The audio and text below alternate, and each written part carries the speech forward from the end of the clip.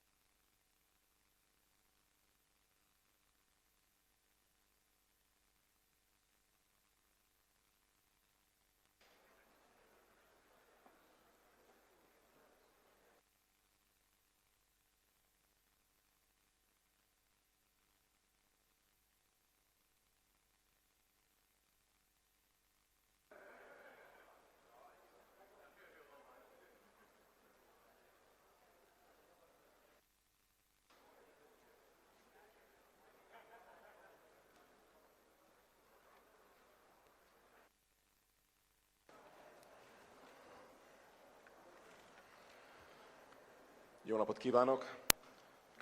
Good afternoon and welcome.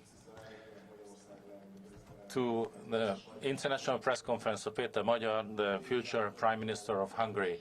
We are planning this press conference to last until 5 p.m. There will be simultaneous interpreting into German and English. After Péter Magyar's speech, there will be time for questions. Every medium can ask 2 questions and at the same time, and then please pass the microphone on. Thank you for your cooperation, and the floor goes to Péter Magyar. Good afternoon, ladies and gentlemen. Thank you for this great interest that you are showing, both from the international and from the Hungarian press. Thank you for joining us today, paying attention to us, to our country. Let's wait for everyone to be seated. As Zsolt has explained, I will be available to you for about 3 hours, but from 5 p.m. until 8 p.m. I will have phone calls with a dozen of European and other leaders, and I don't want to make them wait. So please be patient, and also please observe the rule of 2 questions.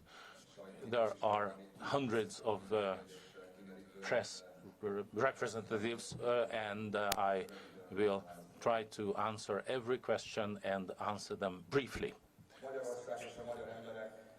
Hungary and the Hungarians wrote history yesterday on the 12th of April. What we saw and experienced in Hungary and also from across the world, it was history in the making, in real time. This was a decisive victory, and for Tisza and for Hungary. We have a strong supermajority in the new parliament, and according to the current figures, Tisza will have 138 MPs in parliament, which has a total number of 199 seats. But some ballots have not yet been counted.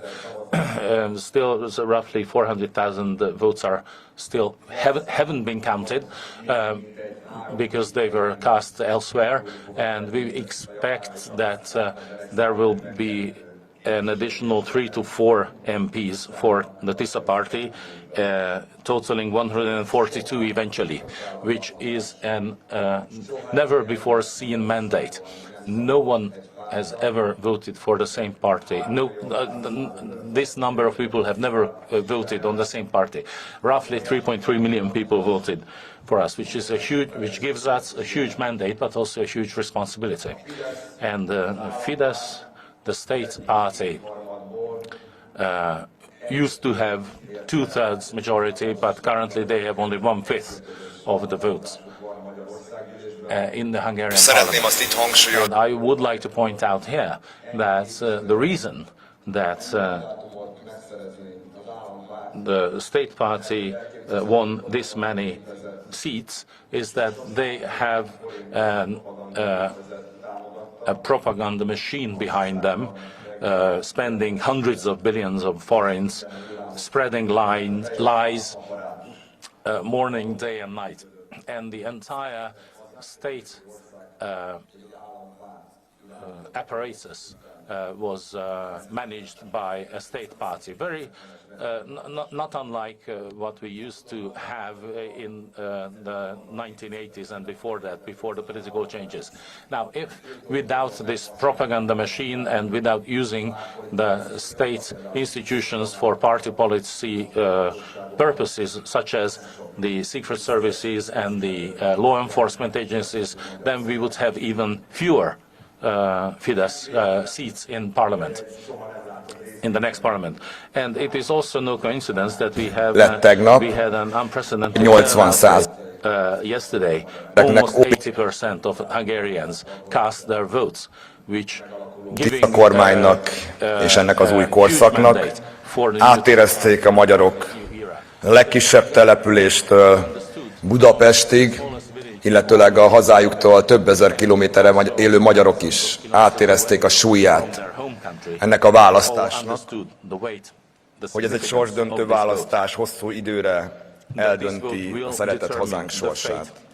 Én köszönöm mindenkinek hálás szívvel, aki részt vett a választáson, azoknak különösen, akik akár más kontinensre jöttek emiatt haza, vagy több ezer kilométert autóztak, hogy itt lehessenek, és hogy segítsenek a hazájuknak. Kérem szépen, ahogy elmondtuk, azt várjuk el, hogy az átadás, átvétel folyamata, az a transition period, ez a lehető legrövidebb legyen. A szabályok szerint legkésőbb május 4-én jogerőssé válik a választás eredménye, de ez a legkésőbbi időpont, ennél korábban is lehet. És a köztársasági elnöknek, ennek a báb köztársasági elnöknek a szabályok szerint 30 nappal az országgyűlési választások után legkésőbb össze kell hívnia az új országgyűlés alakuló ülését.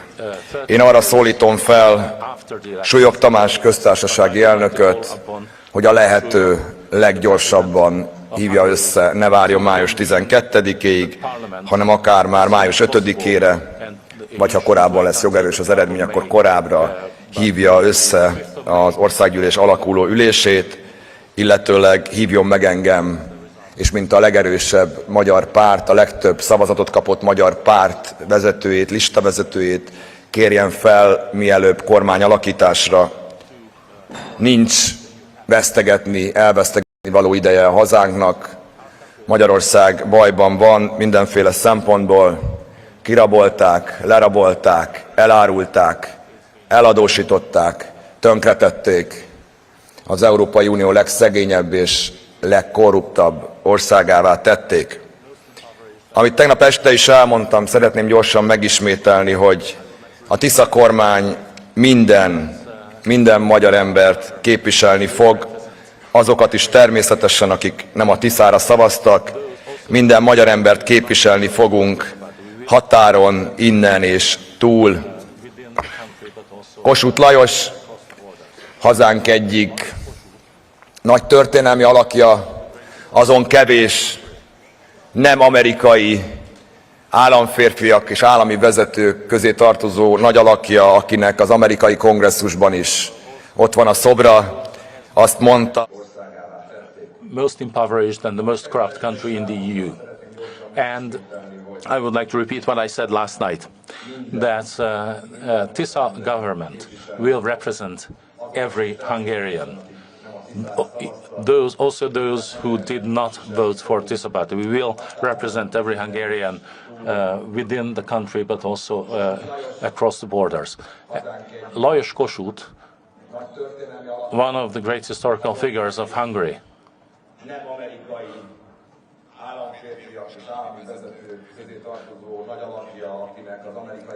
who also has a statue in the Congress in Washington, D.C.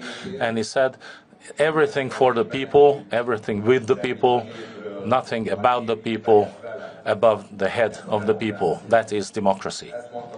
This is what Lajos Kossuth said. And this is what will be our guiding light as well. We will do everything in our power to start a new era, because the Hungarians did not only vote for a change of government, but rather a change of the whole regime. Tisza did not hide its intentions. We said what the issues were, and we also said that it is not enough to have a simple majority in parliament to resolve all those issues. We need to change the regime, because the country was practically overtaken and managed by an organized crime group. An organized crime syndicate where the political criminals were in cahoots with the economic criminals, and also with the media and the economic elites. So we do need regime change. And I would like to say, in advance that the Tisza government will represent everyone, but we will not be perfect. We are all humans. We will make mistakes. We have made mistakes and we will make mistakes. But when we do so, we will take responsibility for it, and our country will no longer be a country of no consequences. Hungarians made a decision about many things last night. One, which is the most important maybe, is that Hungary used to, still does, and will belong to Europe, no matter what the current or the resigning corrupt government was planning, and no matter how they were trying to lead Hungary out of the EU. Now, Hungarians yesterday decided 23 years to the day after our accession to the EU, or the referendum on our accession to the EU, they reinforced Hungary's place in Europe and in the EU. I would like to thank here to the more than 50,000 volunteers who, in the past 2 years, night and day, whether it was winter in wind or in the summer heat, they were helping the change of the regime. Never, ever before did any party have so many volunteers.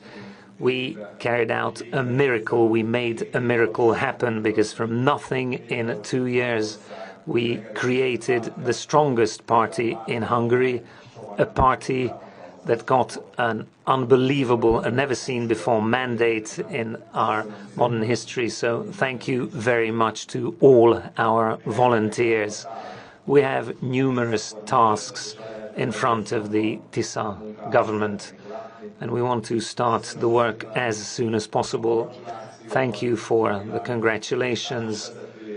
Many leaders, world leaders, congratulated not me, but congratulated Hungary, that amidst such conditions, in such a state party environment, without fear, full of courage, they could stand up for their country, for a free, independent, sovereign Hungary, and they could stand for our country that has its place, will have its place in Europe. I spoke to many EU leaders over the phone. I spoke to the Commission head, and I will continue the negotiations. One of the most important tasks of the Tisza government will be to bring home the 8,000 billion forints, about 20 billion euros, without which the Hungarian economy cannot work. For 4 years, we've had no growth. Thank you for all the congratulations. I can see that Moscow and the Kremlin, Beijing, have also said their voice. They are accepting with respect the decision of the Hungarian people. Pragmatic cooperation they are open to, as is Hungary, because geography is geography, and these countries will change in the near future. I will ask every country, as Hungary respects all other countries, shows respect to all the sovereign countries, and is not going to intervene into the domestic affairs of any country, whether they are in the Balkans or the internal affairs of Spain or France, nor with money, neither with any other way, or into Slovakia's domestic affairs. I would like to request from all other foreign countries to look at Hungary as a free, independent, sovereign European country, a country that is part of the two biggest alliances, the European Union and a member of NATO. I would like to reiterate here that not a word is true about the lies, how the propaganda tried to mislead a part of the Hungarian public. You, representatives of the foreign press, you don't live here. You don't know, you can't know this Goebbels type, North Korean type of propaganda that was really propaganda which didn't include one small element of truth. Viktor Orban was threatening his own people. He tried with children, our old grandparents, to hold them in fear. He threatened Hungarian people that if a new government would come, Hungarians would be taken to the Ukrainian-Russian front. Their family members would be taken to the front.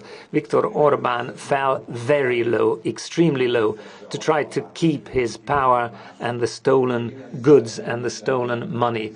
I want to send a message, a clear message to the entire world that in Hungary nobody wants war.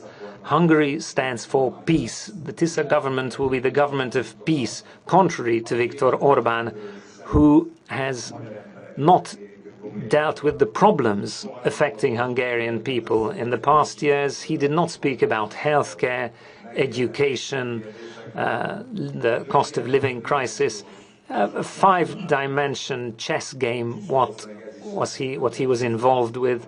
And I think this is the cause of his failure. He spoke about Russia, Ukraine, Iran, the Iranian Shah, the Ayatollah, the American presidential elections. If he were woken up in the middle of the night, he would have said he won the American elections, not Donald Trump.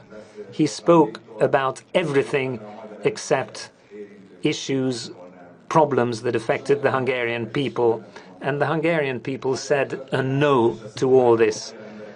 Millions of Hungarians proved yesterday that Hungarian people write their history, not in Moscow. Our history is not written in Brussels or in Washington, but in Hungarian streets, Hungarian squares. I am grateful that they managed to prove this. We will have a lot of tasks. First of all, to accept the anti-corruption measures. We will start Hungary's accession to the European Prosecution Service. National Asset Recovery and Protection Office will be set up. We will modify the fundamental law, and we will write into it that a prime minister in Hungary can only have 2 cycles, can only serve. So this is 8 years in Hungary. We will restore fundamentally rule of law, plural democracy, checks and balances, the system of checks and balances. We will re-establish this because this is what we got the mandate for from the Hungarian people. It's a great honor for me. You cannot imagine a greater honor than this, that the first free Prime Minister Lajos Batthyány in the 19th century, to sit in his chair to represent, I can represent Hungarian people, and I can tell all Hungarians that 24 hours a day, every single day of the week, and 365 days a year, I wish to serve the Hungarian nation. Politics is service in our mind, and we will bring back politics to the people, because politics should be about people. Perhaps I will receive some questions. Often they ask me about the secret of Tisza. Yesterday, people asked me, what is the secret? How from zero, no state funds, with the help of volunteers, Hungarian volunteers, the support of Hungarian volunteers, 5,000 foreign support. How can you battle with a state party who has the propaganda, the secret service, the authorities, who has everything, and not just to compete with them, but to achieve victory over them, never seen before? Even before the question, I can say that the secret lies in that politics is about people. And this is what many politicians forgot. I can see that many places in Europe, there are crises in government, one after the other. Mainstream politicians are frightened that extreme forces are gaining more and more ground, and the party system is overturned in many European countries. I can send a message. I was asked personally by Western European politicians about the secret. You have to stay with the people. You have to put the work into it, whether you like it or not. I visited 700 towns and villages in 2 years. There are towns and villages, some I visited 7 times. I was on Hungarian streets and squares more than in my own bed, in my own flat. This meant that I met my 3 sons far less than I would have liked to. We started with a Ford Transit truck, a 25-year-old Ford Transit truck. We went around Hungary. I was there in the smallest settlements. I met many million people. I looked into the eyes of hundreds of thousands of people. We shook our hands and we asked, how can we help? How can we prove that politics can be beautiful, it can be frank, it can be honest, it can be fair, and it can be useful? Many people can say this is populism. If it is, it's a good kind of populism, because this is what politics should be about, not politically correct talk, but honesty, humanity. This is what we did, that it's about people. This is what we did. I'm happy that I did not listen to the spin doctors, media analysts who said this would not be possible because you will get tired, exhausted. In the countryside, people are not interested in politics. I saw just the opposite. Yesterday's election result showed, and was due to this, that we did things when Viktor Orban, he betrayed his country, he betrayed Hungarians living outside Hungary, Hungarians living in Transylvania, when he was supporting the Romanian George Simeon candidate.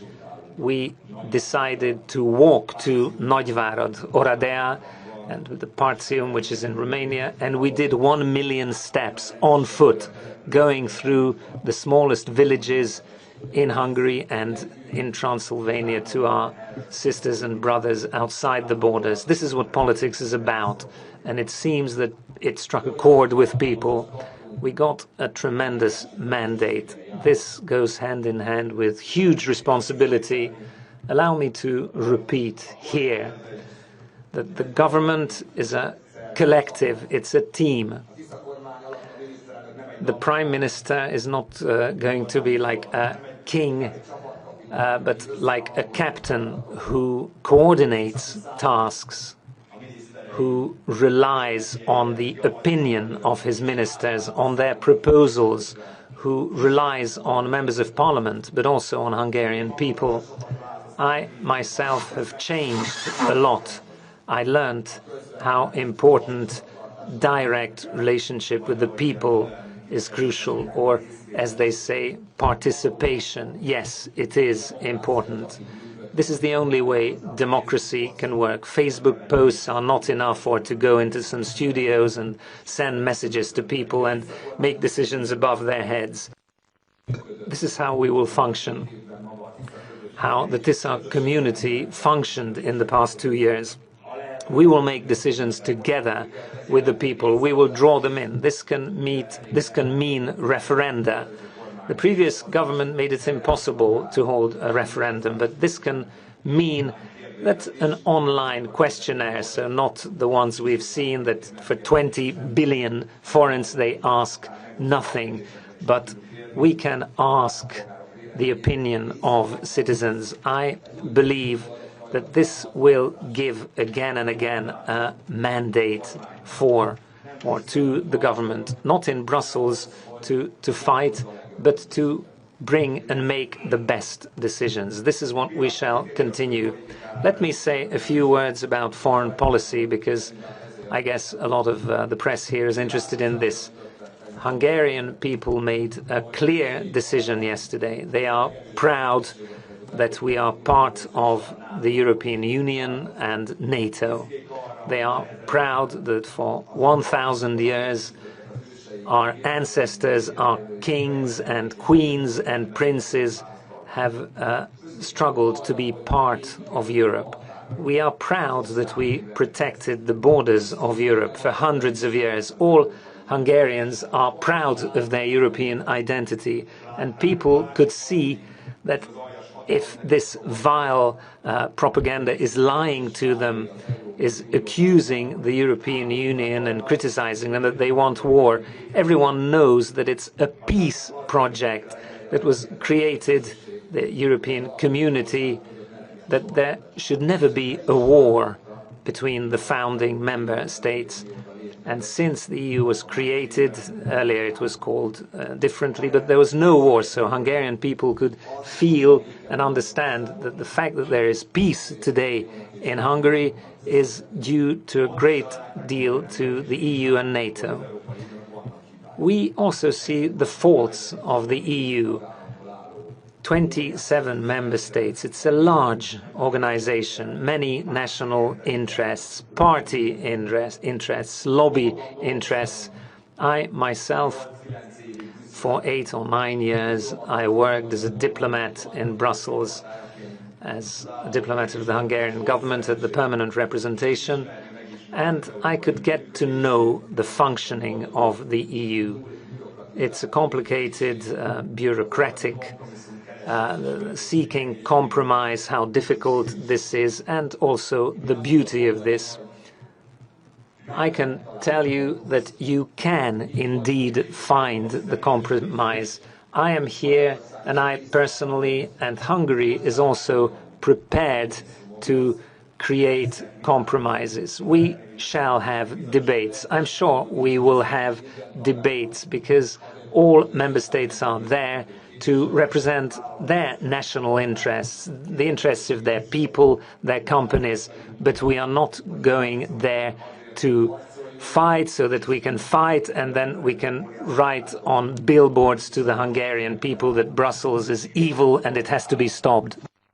I can promise you that I will always represent the interest of Hungarians, both in Strasbourg and in Brussels, but also in Moscow, in Berlin, or in Washington, or in Beijing, everywhere.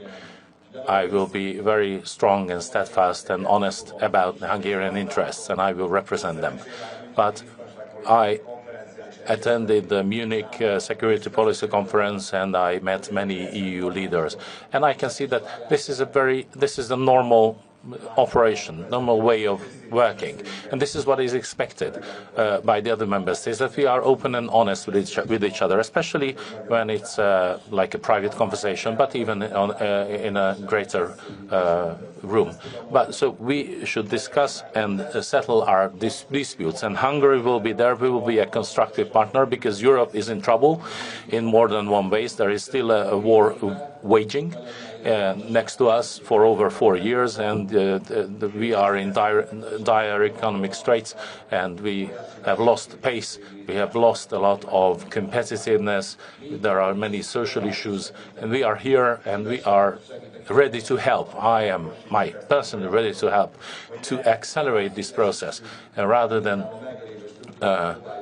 expanding the issues, rather make it more streamlined, to make decision-making easier, and also to accept the countries that are ready to join, rather than making them wait in line, because that wouldn't be in the interest of the European people. So there are countless.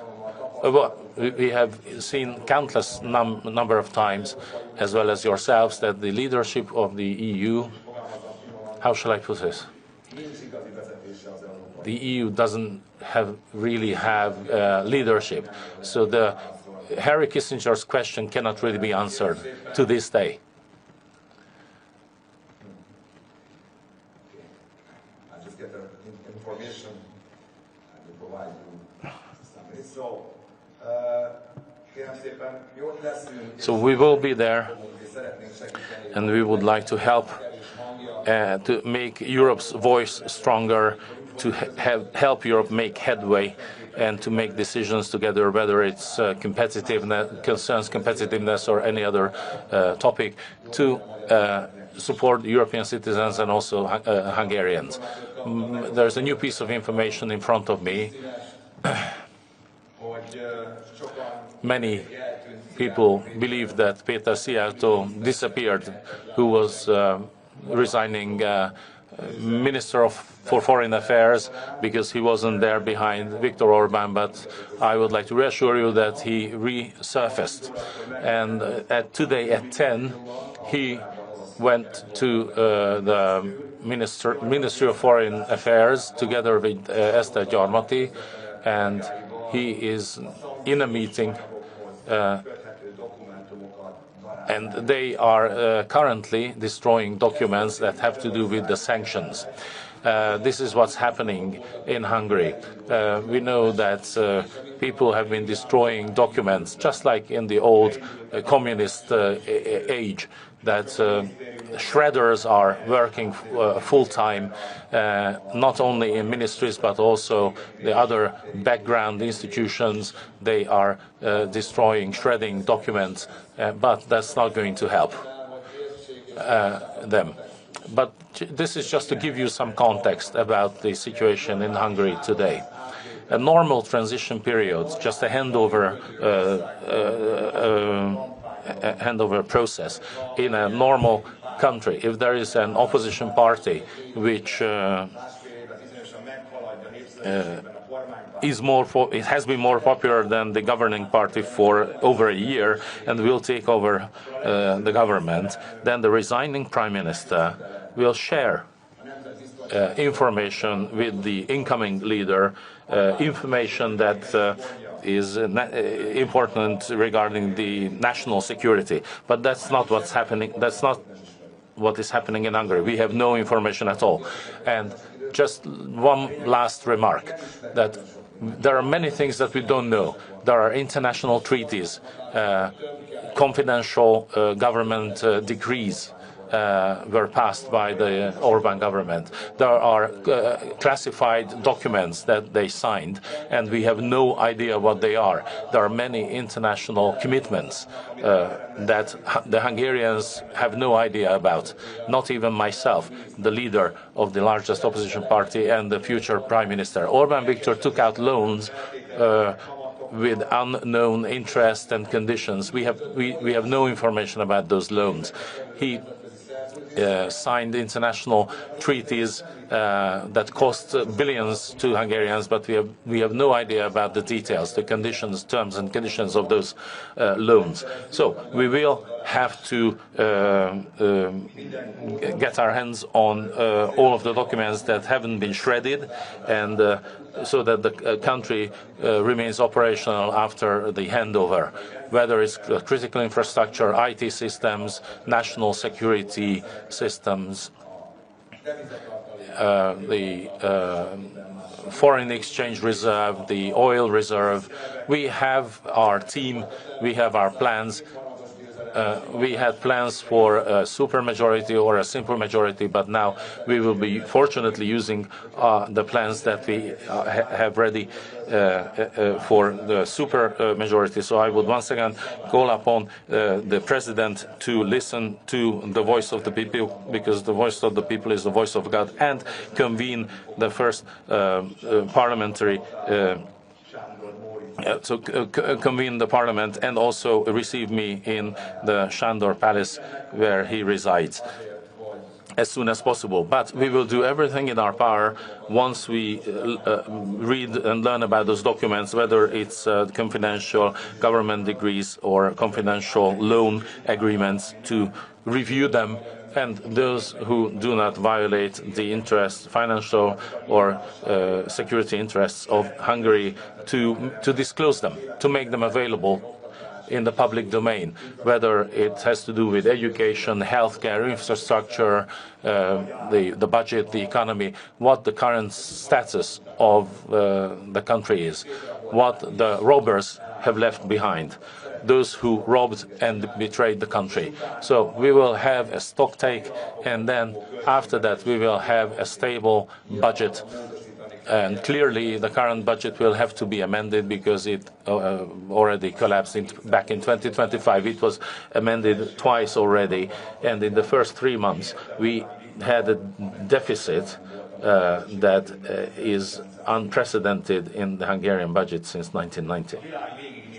And the world watched from the outside how Orbán Viktor is robbing bare his own country and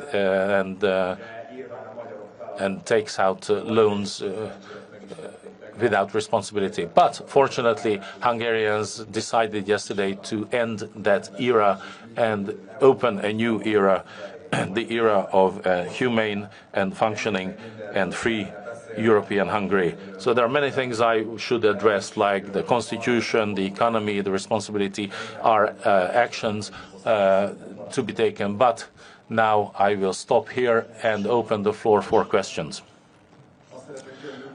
I would like to ask all of you to state your name clearly, your country, and also the name of your newspaper or your news outlet. And the first few questions will be asked by the Hungarian press, and then later on the international press will have a chance. Now, formerly, the international press conferences were worked in a way that at this point the propaganda media could ask the questions that were written for them by the government itself, and the independent press couldn't ask questions. And therefore we will now give the floor to those large Hungarian news outlets who are still independent and who survived the last 16 years, very often working with donations and with advertisements, but they were practically the public media of Hungary instead of the state propaganda channels. And first, I will ask Partizan to ask their question. Thank you. Itz Ambrus, Partizan, Hungary. I have two questions. One, yesterday you called upon Tamás Súlyog, the president of Hungary, to resign. Can you share us your thoughts? If he was not to take that step, how will you make him resign?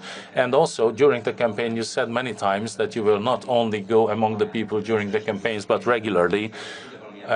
Can you make a commitment that as a prime minister, your voters, your electorate in person? Let me answer the second question. Yesterday, people suggested that we should take a tour of gratitude and walk.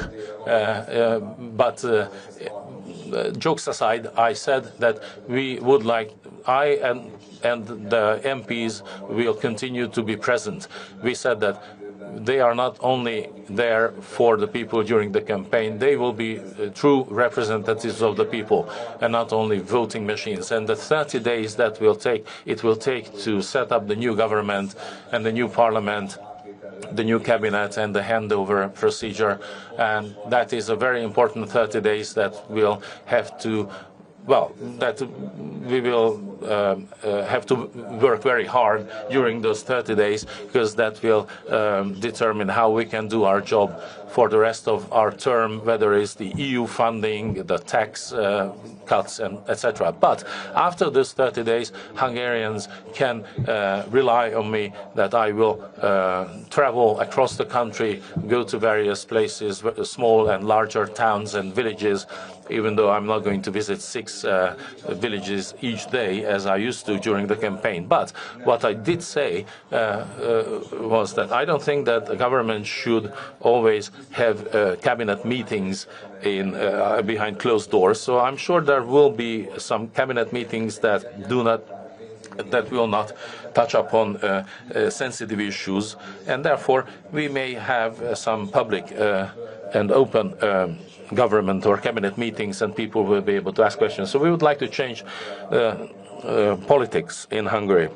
And we would like to give an example, not only in Hungary, but also for the whole world, what politics should be about. It's not politics by Orban. These politicians like Orban, who are playing the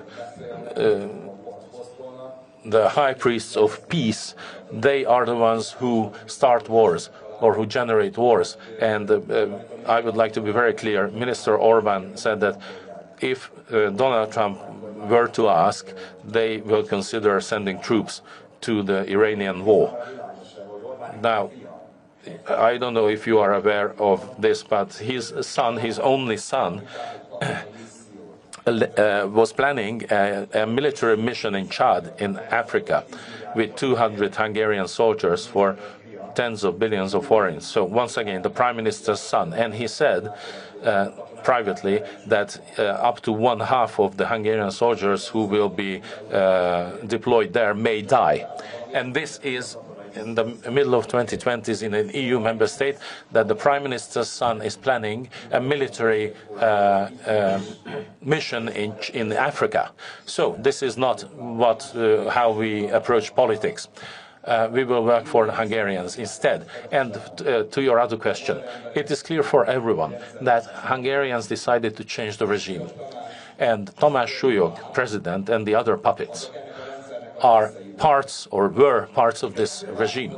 And they were elected not because they were qualified for the job or because they wanted to represent the unity of the nation, which is the job of the president, or to watch over those in need and support them, and to be the human face of Hungary, which would be the role of a president. But rather, he was appointed to sign everything, every document that he is presented with, whether it's the menu or the constitution or the laws. So we don't need people like that. That's not a president. To me, he is not a president. He allowed the country to be robbed, the National Bank to be robbed. He didn't say a word when thousands of Hungarian children were abused by pedophiles who were appointed by this government, who were awarded by this government, or who were pardoned by this government. The president didn't say a word. That's not a true president. And I hope that he is listening. He may not have heard last night, so let me repeat. He should resign. He should resign as soon as possible. This is the decision of the Hungarian people. We have a supermajority which will make it possible for us to amend the constitution. But I don't want to be a lawyer, especially against a lawyer like the president. I hope that the remainder of his dignity would be left and he would leave his office, because we don't need the puppets of the mafia. Hungarian people deserve a president who is really showing the unity of the Hungarian nation, who would stand for a humane Hungary, who would act if he sees that GRU, the military secret service agents, are here and wanted to influence the Hungarian elections. 1956, 70th anniversary this year. Such a person cannot be the president of Hungary on the 70th anniversary of 56. He should leave. We have solutions. We are not going to do anti-rule of law measures to restore the rule of law that way, but with a supermajority that enables us to many things. Next question, 444.hu. You also referred to the 2/3 majority, so it will be 2 cycles that you will restrict how long the Prime Minister can be. So will you talk with the opposition about this? Can you say that Viktor Orban is never, ever going to be the Prime Minister, and that you yourself will only do 2 cycles max? Last time, when asked about your ministers, you said, let's cross our bridges when we get there. Now you said the team is ready. What can you share with us about the cabinet, the future cabinet, ministerial structure? Who will be the heads of the different ministries? Balázs Kaufmann, you heard, it's partly due to him that we can stand here, because more than 2 years ago he was the journalist who wrote the pardon scandal. He wrote an article which really shook in its foundations Hungary, which partly led to my appearance. I just wanted to make this comment as Zsolt talked about in the relevance of independent press. So structure, maybe I'll start. So first, I have said many times that we will have a different governing structure than what it was with Fidesz. In Fidesz, there were these big major ministries, and we will have sectoral ministries, so Minister of Health, Minister of Education, Environment Protection, Rural Development, Clean Finance Ministry, so we will have foreign trade, domestic trade, we will have a Prime Minister's office, Secret Service will go back to where it was before, Information Office will go back to the Ministry of Foreign Affairs, and we will have responsible ministers. They will take responsibility for their decisions. Many names are known, actually, more than what would be expected, because few names were known when a Fidesz government led to a Fidesz government. So a prime minister needs to have discretionary power to discuss it amongst themselves, assessing the magnitude of the mandate to create the team with whom they plan to manage the country.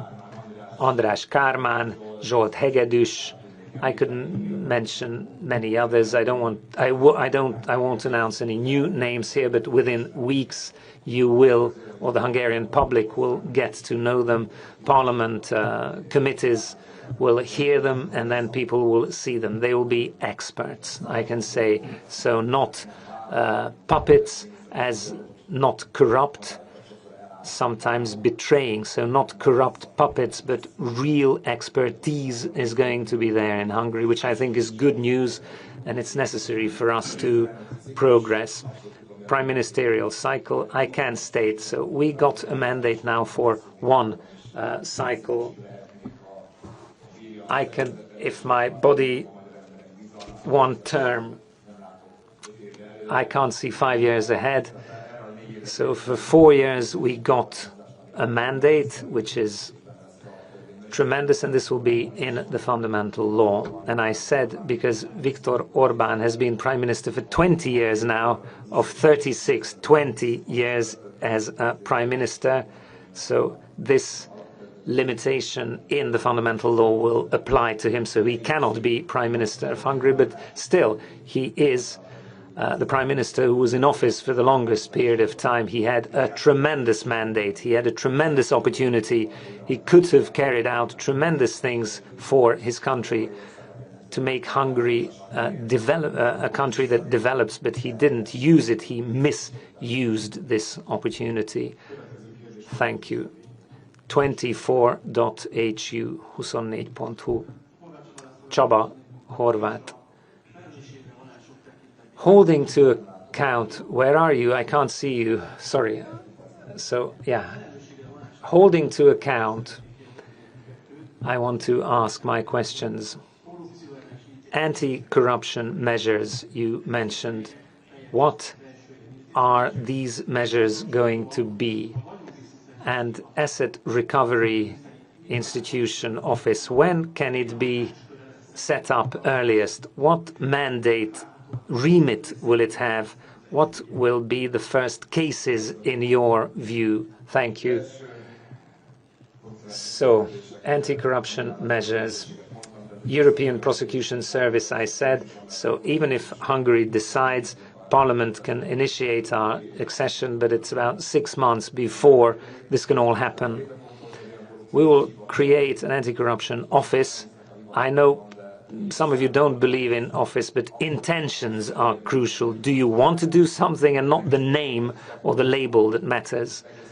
So everything with public money, it will, so preventive, education and watchdog role, whistleblowing and anonymous whistleblowing possibilities. So to really to uproot or to take out corruption. Hungary cannot develop. For some time it was almost like accepted. We spoke about corruption like it's called theft, and the money that is stolen, the thousands of billions of forints through overpriced public procurement, this is the money of the pensioner. It's missing from child protection. In Tisza child protection home, where they don't give extra food to the children, and the refrigerator was locked so that a 5-year-old child cannot eat if he's hungry. So this is not normal. We should not accept that stealing public money is normal. But we will restore the independence, so no politically appointed leaders, whether they were at the prosecution, police, or inland revenue, or at secret service, to cover up cases. Bence Szabó, captain, who was a captain of the National Bureau of Investigation, under what pressure they were working? They were forced, small police officers, or Pálinkás Szilveszter spoke about the defense forces, not to go after the real culprits. He spoke about many agencies, and politically motivated procedures were launched against civilians or journalists or artists. If we restore professionalism, if we can separate the operative and the political management, and if we can say that a minister cannot intervene into the work of a police commander, into their professional work, so only political oversight, because obviously it's the Minister of the Interior who has this political oversight. National Asset Recovery Office will have, this will be an important role. It's going to be one of the most difficult tasks to head, to lead this. We have some candidates, but here we cannot make any mistakes, because there's a huge expectation from people, and it's the interest of the Hungarian economy that from the past 16-20 years crimes can be revealed, so this office can really help investigative authorities, so they won't be competing, the different units or branches or agencies. They will work together. What remit? Well, 2/3 majority we were given, so substantive remit, even investigative rights can go to such an office, but we want a coordination role. National Bank, 650 billion, motorway concession, tobacco and waste concession, breathing machines, Matthias Corvinus Collegium assets given to them, transfer of assets to them, ministry building leases, sales, gas, oil procurement, POKS, MET, Batthyányi Lajos Foundation, state ad support contracts, all banned campaign financing, above 10 billion public procurement, investigating all public procurement above 10 billion, half Hungarian foreign. So maybe I'm too fast. I apologize from the interpreters. So I only mentioned just the first couple of tasks that this office will have. So this industrial scale corruption has to be solved. 8,000 billion from the EU doesn't arrive because of this, and this is why we became the poorest and the most corrupt country in Europe. I can tell you, I would hope that in June we will be there. I will do everything personally to set it up. So there is an office. It can replace the so-called Sovereignty Protection Office that was created to serve the propaganda. It has nothing to do with sovereignty protection. 6.2 billion Hungarian forints were given to this office this will be thrown over to the asset recovery. Bence, Szabó, Pálinkás, Szilveszter, and many others will be welcomed to this new institution. We'll still remain a little bit with the Hungarian. So now Telex. Telex is not sitting together with the other. Daniel Simor, yesterday you said Viktor Orban congratulated you. Did he say anything? And my other question, so you asked for many people to resign. Mihály Varga, you didn't mention. So Suyok Tamás appointed him. Why is Mihály Varga different? Why did you not tell him to resign? Thank you. Telephone congratulations. I guess it's not a secret. This was a short telephone conversation. It was as I had imagined, although I did not guess it would happen, but the Prime Minister did it. So my telephone rang, and my once good friend Gergely Gulyás, the godfather of my son, was there, and we know each other's number, and he said he would like, the Prime Minister would like to congratulate, and I say, on this telephone, from his own telephone, I asked him to give him the number because I don't take unknown numbers. He gave the last 4 digits. The comrade Prime Minister called within minutes, and I said, I am Péter Magyar, good evening, and he said, I am Viktor Orbán. I would like to congratulate you for your victory. I said to this, thank you very much for your congratulations on behalf of Hungary, and it's a great honor. It's the greatest honor that sitting in the chair of Lajos Batthyány, I can serve the Hungarian nation as Prime Minister. And I also said, if I can say this from today, from the 13th of April, we have a joint responsibility to reunite the Hungarian nation and to do everything so that it will be easier and better day by day for Hungarian people.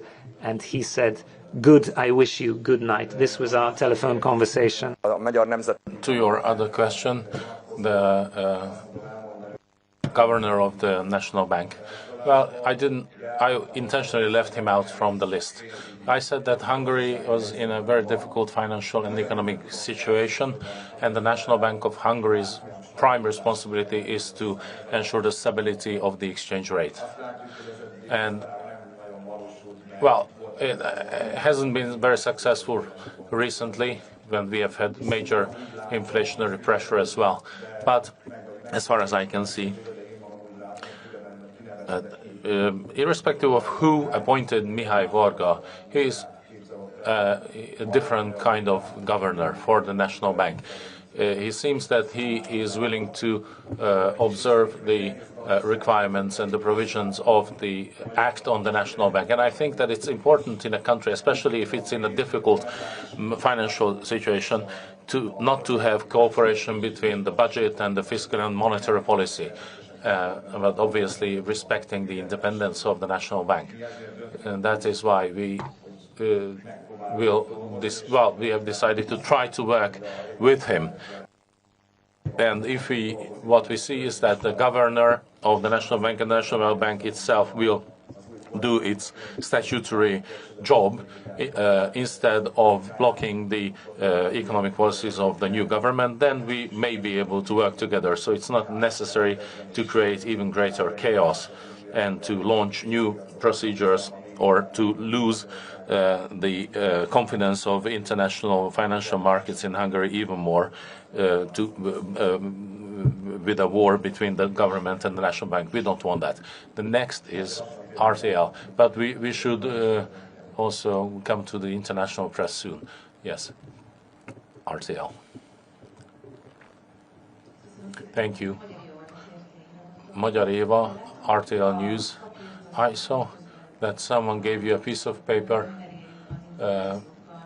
during your speech regarding the information concerning Péter Szijjártó. Can you share with us some details where the information is coming from? Do you have any proof that this is what's happening, that they are shredding documents in the Ministry of Foreign Affairs? And also, my question is whether Hungary will be able to detach itself from Russian oil. Well, the first, to your first question, this is an insider piece of insider information regarding what's happening in the Ministry for Foreign Affairs.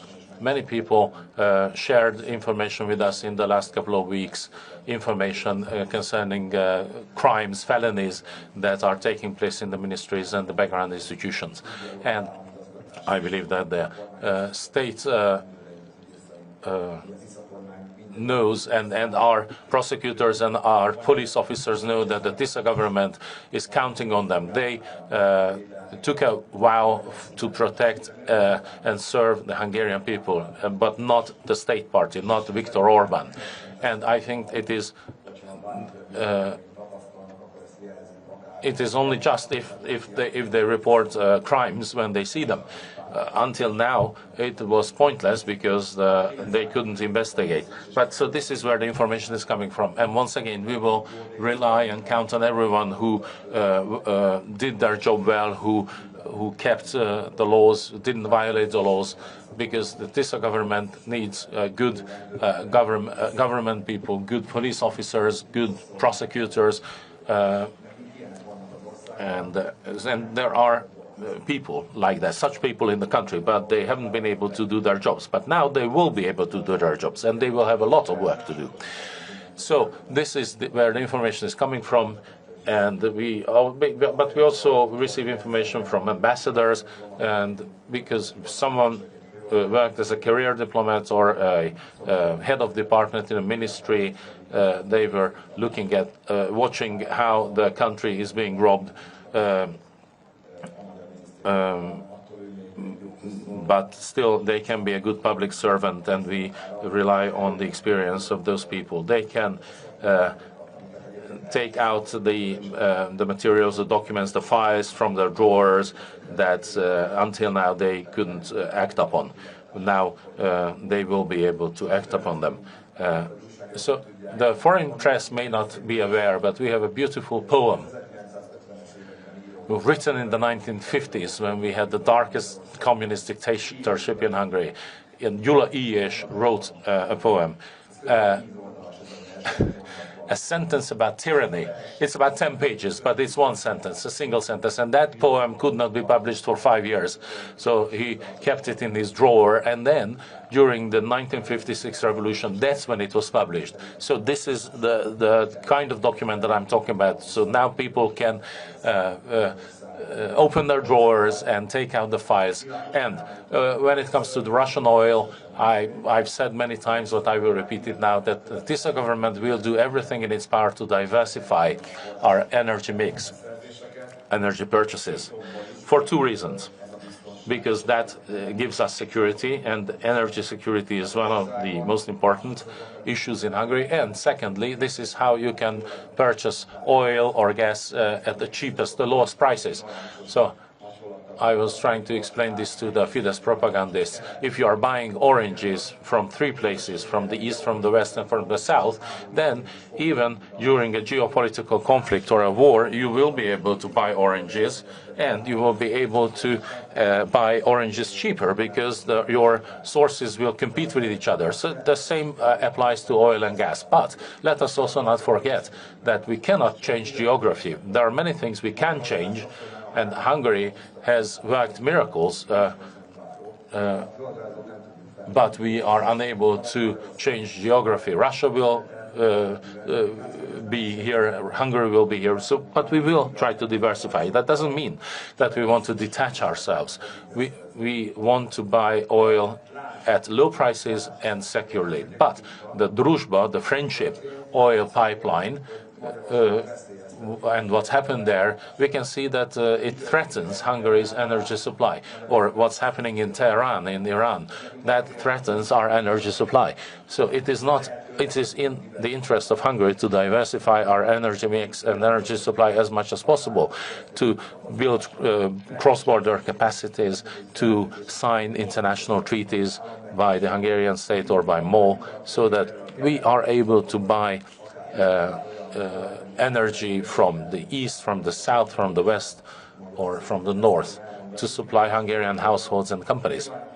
So, and obviously there is a war which is still ongoing, and that's why we have the sanctions. But we see what's happening in Iran, in Tehran, and sometimes the sanctions are lifted because otherwise the global economy would collapse and countries would go bankrupt because of the oil shortage. But as soon as the war is over, and let's hope that the negotiations will be successful and this war will stop soon, then immediately Europe will lift the sanctions, because we are neighbors to Russia, and it is not in Europe's interest to buy raw materials at higher prices, because that destroys our competitiveness. It's sometimes easy to say things, and I understand the moral issues or the issues of principle, and I will protect human rights as much as possible, as much as the next guy. But let's not shoot ourselves in the leg. So we will try to buy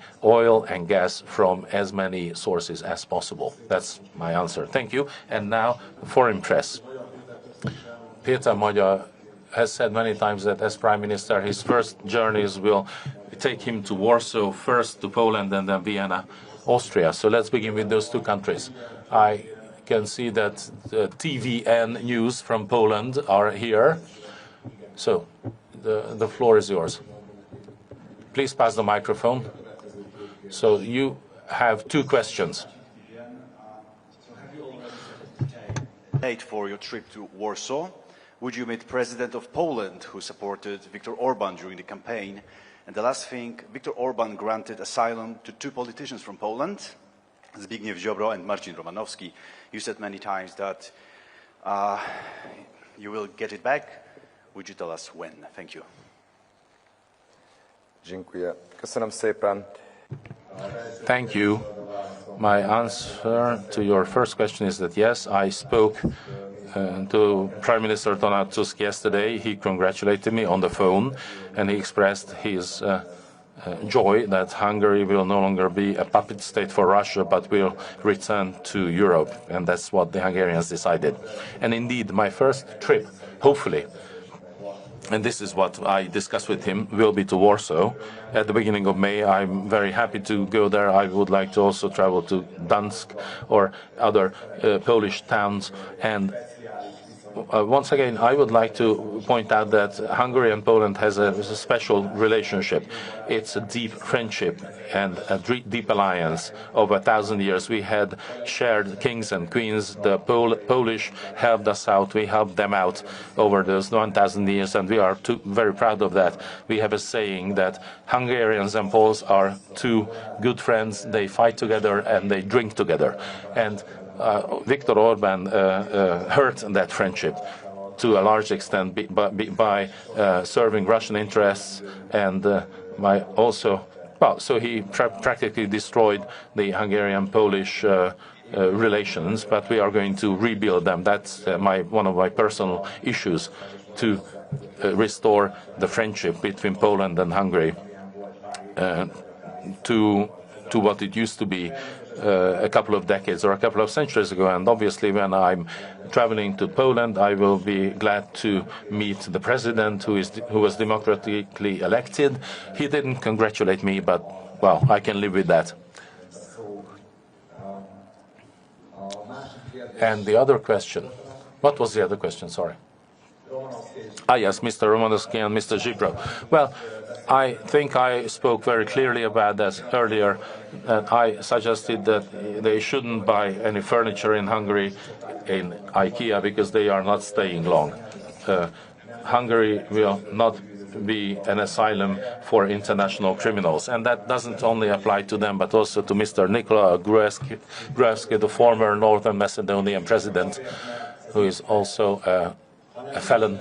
But and that's not because this is fair, but also we expect other European countries that if Hungarian political criminals are escaping to other countries, we want them to extradite them back to us in line with the spirit of European cooperation, these potential criminals. And I can only suggest to Mr. Zsibro and Mr. Romanovsky that if they have nothing to hide, then they should go home and stand in front of the people. Well, he used to be a minister for justice, so he must know the Polish judicial system. So he should clear his name of the accusations. And that's not my job. So we will find a way, unless they have already left. But if they haven't left, we will extradite them to Poland. And thank you. The next question is from the ORF, the Austrian public broadcasting company. Thank you. My name is Ak Kisai. Magyar. Your goal of your upcoming visit to Austria and of developing the relationship to the neighboring country.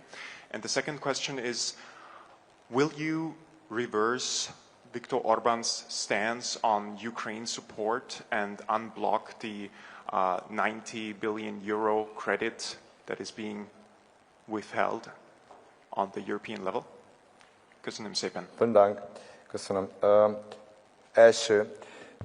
Thank you. First, I will discuss with the Chancellor of Austria, but I also met him formerly in Munich, so we agreed that I will visit him because we used to have, we used to share a country, and Austria is a key economic partner of Hungary. Many Hungarians work in Austria, and we have a good relationship, even though this relationship has deteriorated in recent years under the government of Viktor Orban.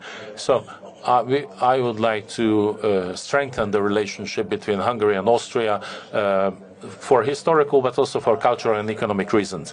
And I would like to say in general that we are not trying to only restore the Hungary and Poland friendship, but also the Visegrad four countries, that is including Czechia and Slovakia. And if possible, we would like to extend the Visegrad four cooperation. There is the Slavovsky threes, Czech Republic, Slovakia and Austria, and there is the Visegrad four country, and those could be merged. And we could even invite other member states, such as Slovenia, Croatia. So I would very like to have a strong European Union with a strong Central Europe, with economic, cultural, infrastructural cooperation. We already have this with Austria, but not with Warsaw. We do not have direct train line to Warsaw. So I believe this is in the interest of every country, including Austria and Hungary. So I hope that we will be able to make progress here. And the 90 billion loan to Ukraine. Well, I'm not sure what we are talking about, because in December at the meeting of the European Council, Viktor Orban got an opt-out. So the Council of Europe decided that Hungary, Slovakia and the Czechia will be left out from the 90 billion euro loan, so it doesn't apply to our countries, and that's how it was accepted. I'm not entirely clear on that. I will discuss with the European leaders, but I personally agree that Hungary should opt out. Hungary is in a very difficult financial situation, and it is our job to bring back the EU funds that belongs to us and that every other member states have received but us.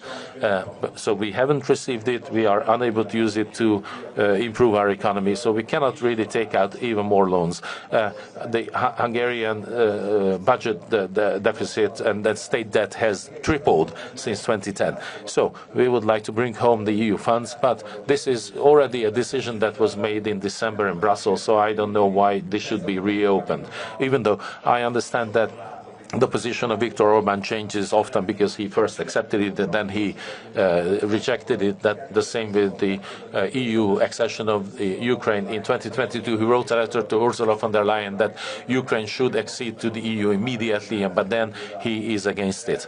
He is very strongly opposing it. So we will try to be coherent and honest in our communication and not change our minds every 6 months. From the beginning, we have said that we are not supporting the fast-track accession to the EU of Ukraine. It would be impossible that a country in war to be taken by the EU.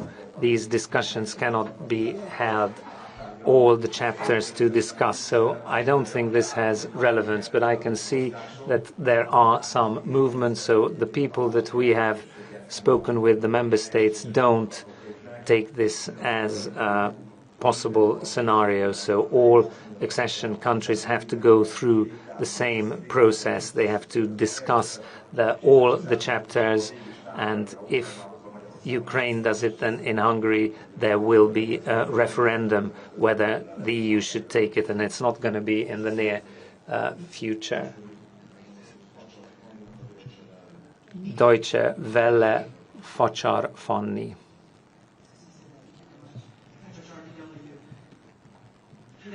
Magyar. My first question goes towards the relationship between Israel and Hungary. Last year when I was here, I was covering how Prime Minister Viktor Orbán rolled out the red carpet for Israel's Prime Minister Netanyahu, and also Hungary has made a decision to start a process that Hungary withdraws from the ICC. Will you revise this decision? And second, you have just underlined how important it is to forge close ties with European leaders. What will the relationship look like between Hungary and Germany? What kind of relationship would you like to build with Germany's Chancellor, Mr. Merz? Thank you very much. Thank you very much.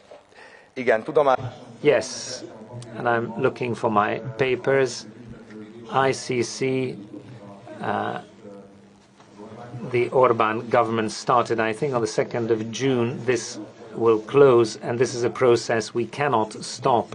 However, we are going to relaunch Hungary's accession to the International Criminal Court cooperation. I think it's the interest of the international community and Hungary for us to be there. Israel and Hungary, obviously there's a special relationship. A lot of Hungarians live in Israel. A lot of Israeli citizens come here to Hungary. We have a very strong Jewish community living in Hungary, one of the largest, thankfully, in security, safety and peace, and zero tolerance in Hungary to all forms of anti-Semitism. This is going to continue. We won't do anything like the propaganda, what the Orban government said in some of its propaganda brochures. But Israel is also an important economic partner. We strive for pragmatic relations. I cannot guarantee, of course, we need to examine every decision, but I don't want to run too far into the future. We will see what decisions the EU will make and to see what the truth is. Germany is the most important partner of Hungary. Strong historic alliance, cultural ties. A lot of Hungarians work there. Most important investor in Hungary. The relations also. Merz, Viktor Orban, no bilateral relationship, no bilateral meeting happened between the two politicians. We want to create very strong ties in Munich. I met the Chancellor yesterday. He called me and said he would like to host me in Berlin to discuss any open issues and to have close political ties, similarly to the economic ties. German investors are doing a good job here. They employ a lot of Hungarians. I can also see there are some German investors that were kind of persecuted by this government, and competitive equality was not guaranteed to them, but I could say this for Austrian companies as well. Level playing field is what we want to provide to all foreign investors. So not benefits like to the South Korean or the Chinese investors that the previous government did, but no, we want to have a level playing field. We are waiting for foreign investors. We want to support Hungarian SMEs. Foreign investors will see, and also the Hungarian investors will see, that the rule of law is working. Its legislation will not be passed during the night, but predictable, stable processes. This is what I can say, and I'm looking forward to the cooperation with Germany. I studied in Hamburg. I love that city, and I really like Germany. Although I've forgotten a lot of my German, Mr. Magyar said a few words in German. So we are now about halfway through, and now I'd give the floor to the BBC to ask their questions. So BBC. Katja Adler. Viktor Orban, what he stood for at home and abroad. What should we expect from Péter Magyar? What will you be standing for?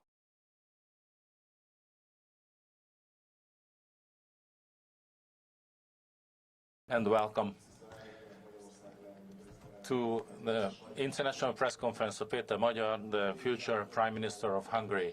We are planning this press conference to last until 5 p.m. There will be simultaneous interpreting into German and English.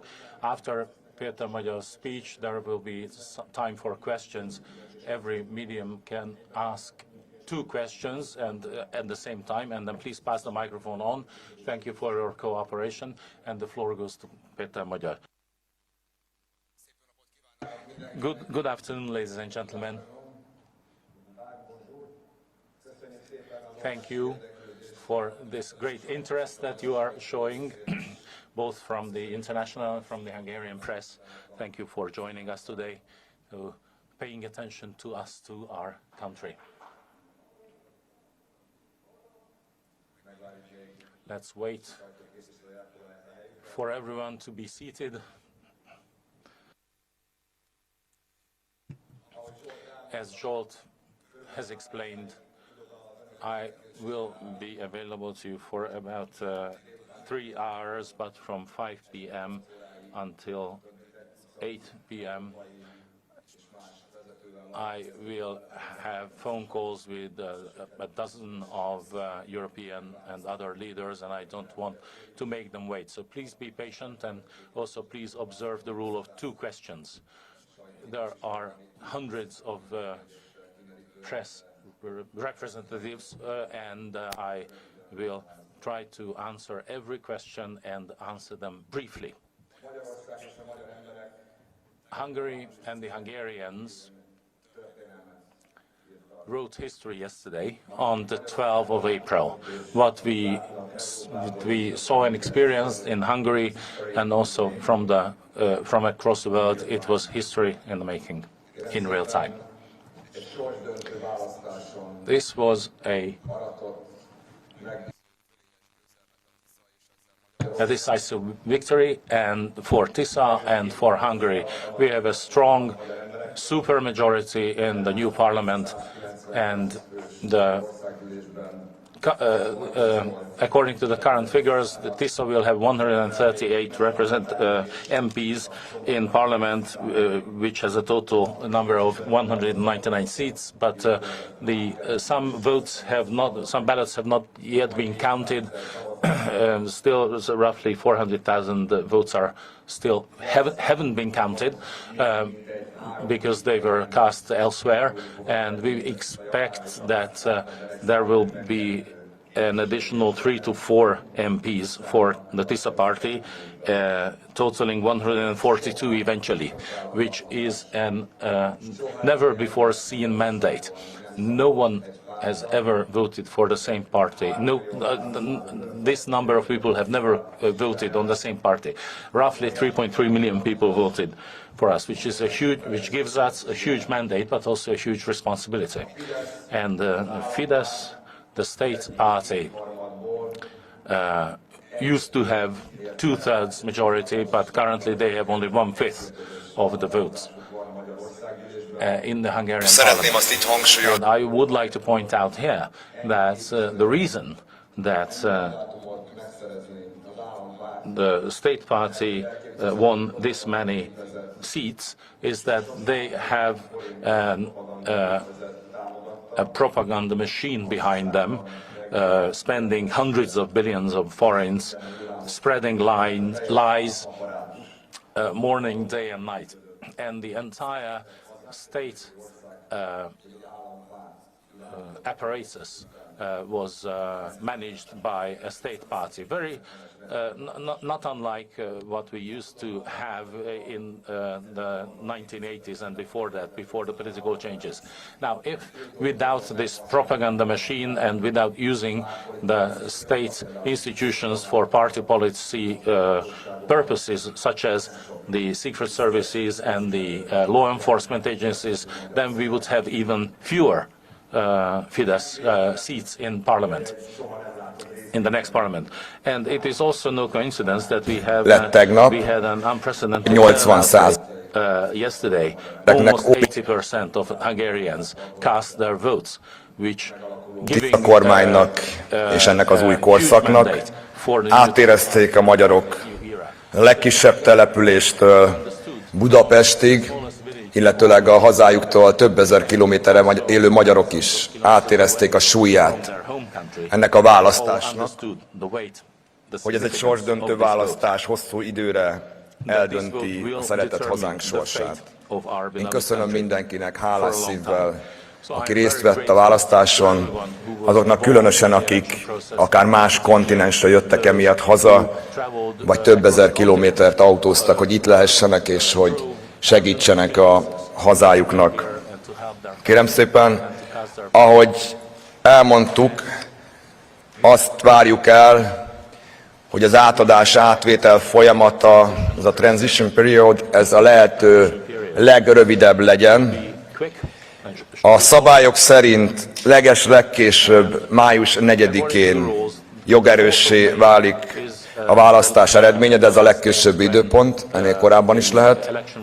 És a köztársasági elnöknek, ennek a báb köztársasági elnöknek a szabályok szerint 30 nappal az országgyűlési választások után legkésőbb össze kell hívnia az új országgyűlés alakuló ülését.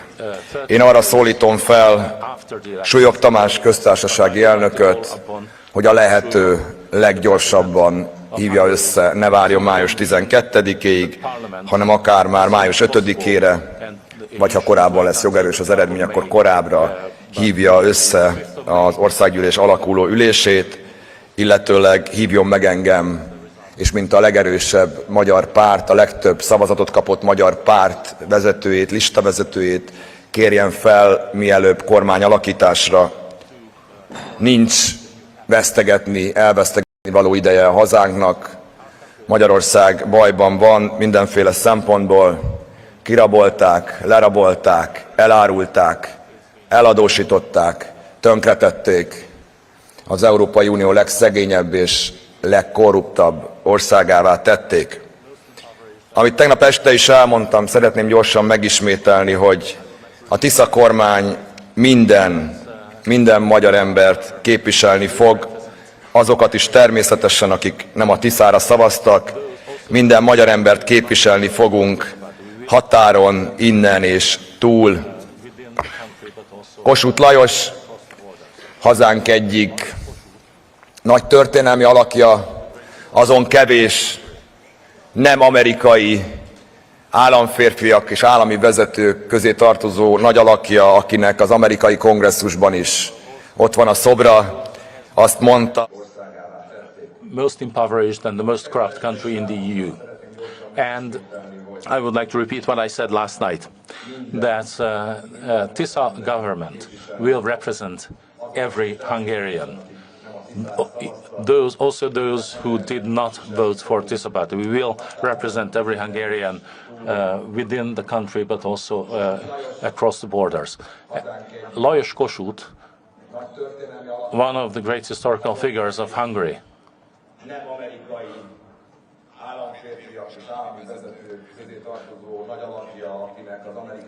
who also has a statue in the Congress in Washington, D.C.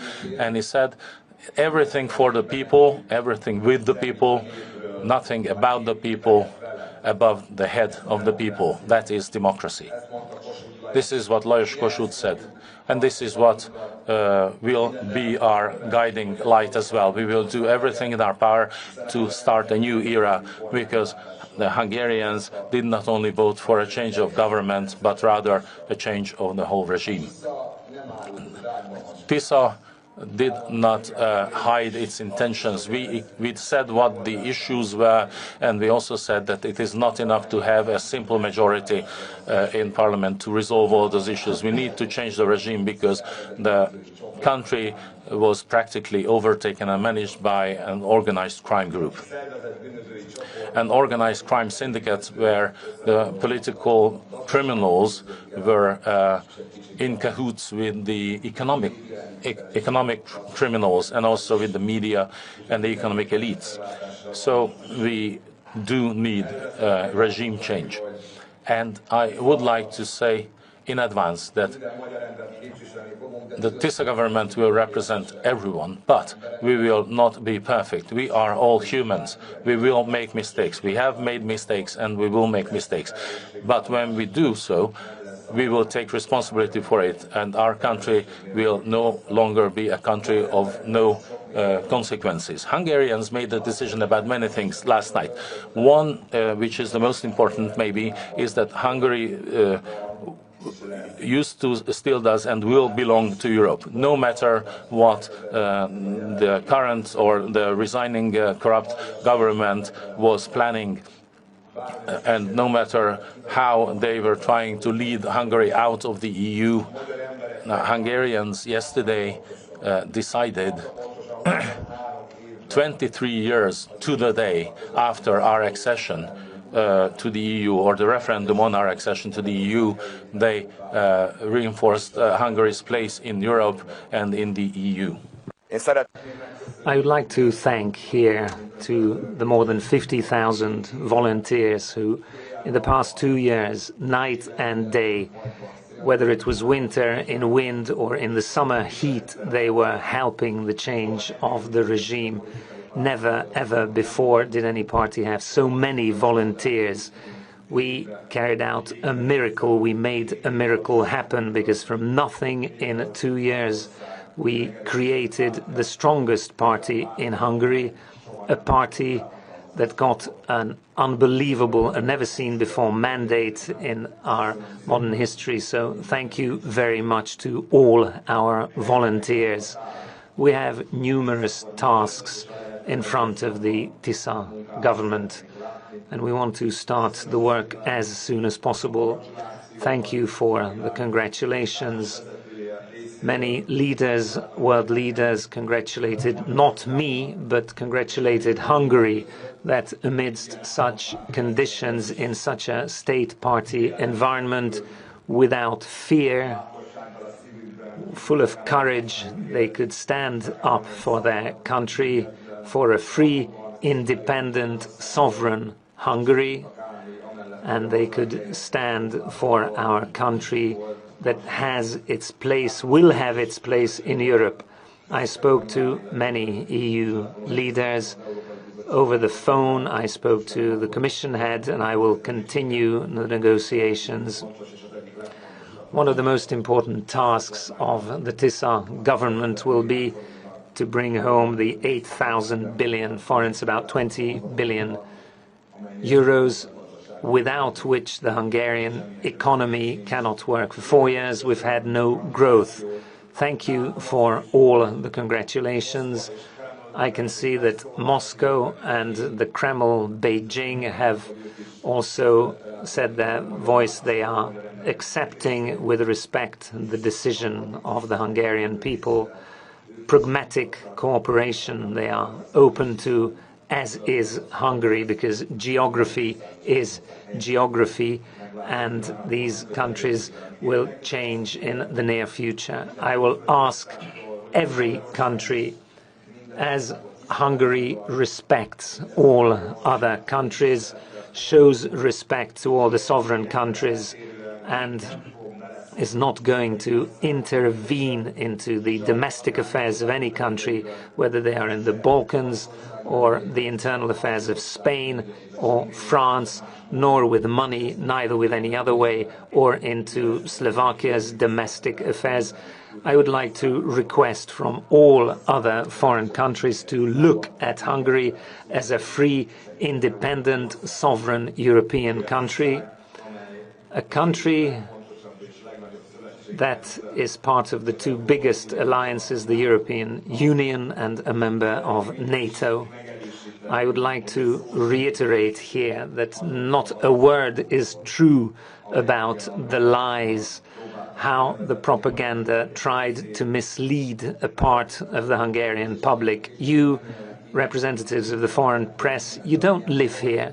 You don't know, you can't know this Goebbels type, North Korean type of propaganda that was really propaganda which didn't include one small element of truth. Viktor Orban was threatening his own people. He tried with children, our old grandparents, to hold them in fear. He threatened Hungarian people that if a new government would come, Hungarians would be taken to the Ukrainian-Russian front. Their family members would be taken to the front. Viktor Orban fell very low, extremely low, to try to keep his power and the stolen goods and the stolen money. I want to send a message, a clear message to the entire world that in Hungary nobody wants war. Hungary stands for peace. The Tisza government will be the government of peace, contrary to Viktor Orban, who has not dealt with the problems affecting Hungarian people. In the past years, he did not speak about healthcare, education, the cost of living crisis, a five-dimension chess game, what he was involved with. And I think this is the cause of his failure. He spoke about Russia, Ukraine, Iran, the Iranian Shah, the Ayatollah, the American presidential elections. If he were woken up in the middle of the night, he would have said, készíteni egy megállapodást. Ma is erről szeretnék röviden beszélni a bizottság elnökével, Ursula von der Leyen-nel telefonon, hogy elmondjam, megismételni, hogy mit tudunk vállalni, és hogy ők elmondják, hogy milyen timeline-t, milyen idősávot látnak megvalósíthatónak, hogy ne vesszen el ez a rengeteg pénz, ami kell a magyar vállalatoknak. Ugye már nagyon sok pénzt elveszítettünk. Kétszer 1 milliárd eurót már az Orbán kormány elveszített 2024 végén, 2025 végén. Ezt tudom mondani, hogy mi nem szeretnénk több pénzt elbukni. A harmadik, vagy kiegészítő kérdésre ugyanazt tudom elmondani, hogy számomra ez egy meghozott döntés, de egyeztetni fogok az uniós vezetőkkel. Ha bármilyen döntés kell hozzá, az már csak egy ilyen technikai döntés, mert az érdemi döntés az megszületett decemberben. Egyébként pedig a következő egy hónapban még Orbán Viktor, várhatóan egy hónapban, reméljük kevesebb, Orbán Viktor az ügyvezető miniszterelnök. Én elmondtam neki tegnap is, hogyha van olyan nemzetközi szerződés, van bármi kötelezettség, amit meg kell hoznia, vagy úgy érzi, hogy az ország szempontjából fontos, akkor hívjon föl. Most már tudja a telefonszámomat, tudunk beszélni róla. El is várom egyébként, hogy mint leendő miniszterelnök tájékoztasson, és ne is hozzon döntéseket. De ha valamit blokkol, vagy valamit támad, akkor szintén, hogyha ez fontos az ország vagy Európa szempontjából, úgyhogy várom a hívását, és utána tájékoztatni fogom. Köszönöm szépen. Itt az elsősorban a lengyel TVP csatorna munkatársának a mikrofont. Köszönjük szépen, hogy itt vannak, hogy eljöttek ilyen messziről, és akkor várjuk a kérdéseket. Thank you. Good afternoon. My name is Kazimierz Łysiak. I'm from TVP World, the English channel of the Polish public broadcaster. I want to ask you, could you give us more specifics on the planned cooperation, closer cooperation with Warsaw? In what fields do you see this cooperation growing? And my second question is, you said that you will be making phone calls with other leaders after this conference. Do you plan to call US President Donald Trump, and how do you see the future cooperation with Washington after it openly backed Viktor Orban in this election? Thank you. First question. Nyilván elmondtam, hogy egy nagyon szoros történelmi, kulturális barátság van közöttünk. Beszéltünk már a miniszterelnök úrral, hogy például a kulturális intézeteket, például ezeket a történelmi intézményeket felújítanánk, megerősítenénk az intézményrendszert. De ami nekem például, amit el is mondtam, infrastrukturális összeköttetés, gazdasági összeköttetés. Hát hogy van az, hogy mi egy nálunk jóval távolabb országgal sokkal nagyobb befektetéseket eszközölünk, vagy ők eszközölnek Magyarországon, és ekközben a történelmi barátunkkal, amely nincs túl messze tőlünk, nem eszközölünk ilyen befektetéseket, nincsenek ilyen joint venture-ök, nincsen egy közös közép-európai platform. Mi minden területen szeretnénk ezt mélyíteni. De azt gondolom, hogy mindenek az alapja egy barátság, mindenek az alapja egy őszinte kommunikáció, az alapok újra lefektetése, és utána bármi lehet. Én nekem tényleg nagyon fontos személyesen is, a Visegrádi négyen belül is, hogy egy magyar-lengyel megbonthatatlan szövetség legyen. Én jól emlékszem arra, amikor diplomata voltam Brüsszelben, hogy akkor annyira erős volt a Visegrádi négyek együttműködése, akkor más volt a szavazati arány még a döntéshozatalban, hogy a V4-eknek ugyanannyi szavazata volt, mint a német-francia tengelynek, és nagyon sok mindent tudtunk befolyásolni érdemben közösen, amire külön nem voltunk képesek. Akkor még a brit barátaink is ott voltak az Európai Unióban, reméljük egyszer ott lesznek. Most nyilván más a helyzet, de nagyon-nagyon fontos lenne, és ez nem csak Magyarország érdeke, szerintem ez Lengyelország érdeke is. Lengyelország is erősebb akkor, hogyha Magyarországgal szorosabb viszonyban van. Mi is erősebbek vagyunk, és ez vonatkozik Csehországra is. Köszönöm szépen Andrej Babiš, cseh miniszterelnök úrnak a levelét, egy hosszú levelet kaptam tőle, gratuláló levelet. Ugye arról az Andrej Babišról van szó, aki Orbán Viktornak egyébként egy szoros szövetségese, és gratulált, és ő is meghívott, és azt mondta, hogy a lehető leghamarabb, ha tudok, akkor látogassak el Prágába. Prága a másik kedvenc városom, úgyhogy örömmel fogok eleget tenni, és vele is fogok arról beszélni, hogy hogyan tudunk akár a politikai különbözőségek ellenére is egy erős Közép-Európát, egy erős V4-et építeni. A másik, Donald Trump, US President, nem hiszem, hogy ez így működik, hogy én fölhívom Donald Trumpot. Olyan volt, hogy ő fölhívta Orbán Viktort a konyhában, sőt ide utazott ugye az amerikai alelnök is a kampányban. Szerintem egyébként sokan ezt támadták, de szerintem szíve joga minden vezetőnek, hogy valaki mellett letegye a garast, valaki mellett kampányoljon, endorszálja, hogy ezt angolul mondják. Ezzel nincsen semmi probléma, de nyilván egy választás után más a helyzet, és nyilván mivel a NATO-ban és egyébként is Amerika egy nagyon szoros partnere, fontos partnere Magyarországnak, a világ vezető hatalma, a NATO vezető ereje, ezért nekünk mindent meg kell azért tennünk, hogy függetlenül attól, hogy mi történt egy választási kampányban, egy jó, szoros viszony legyen az Amerikai Egyesült Államokkal. Én magam nem fogom fölhívni Donald Trumpot, de hogyha akár ő, akár bárki kontaktál az amerikai adminisztrációból a Tisza kormányon, akkor állunk rendelkezésükre is. És nagyon reméljük, hogy az 1956-os forradalom 70. évfordulóján, október 23-án, amikor ide várjuk majd Budapestre a világ vezetőit, akkor akár az amerikai külügyminiszter, akár az amerikai alelnök, akár az elnök úr el tud ide látogatni. Köszönöm szépen. Itt az elsősorban a CNN tudósítójának szeretném megadni a lehetőséget kérdései feltevésére. Köszönöm. Melissa Bell, CNN. First of all, Viktor Orbán was such a figurehead for the global populist movement. What does his defeat mean for movements like MAGA? And my second question is more Hungarian. Here in Budapest, you have such a large part of the infrastructure of that global populist movement, the think tanks, the learning centers, the MCC. What becomes of them, and do they continue to be funded by state money?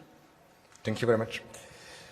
First of all, what does it mean, the MAGA and these populist institutions, and the defeat of Prime Minister Orban in that field?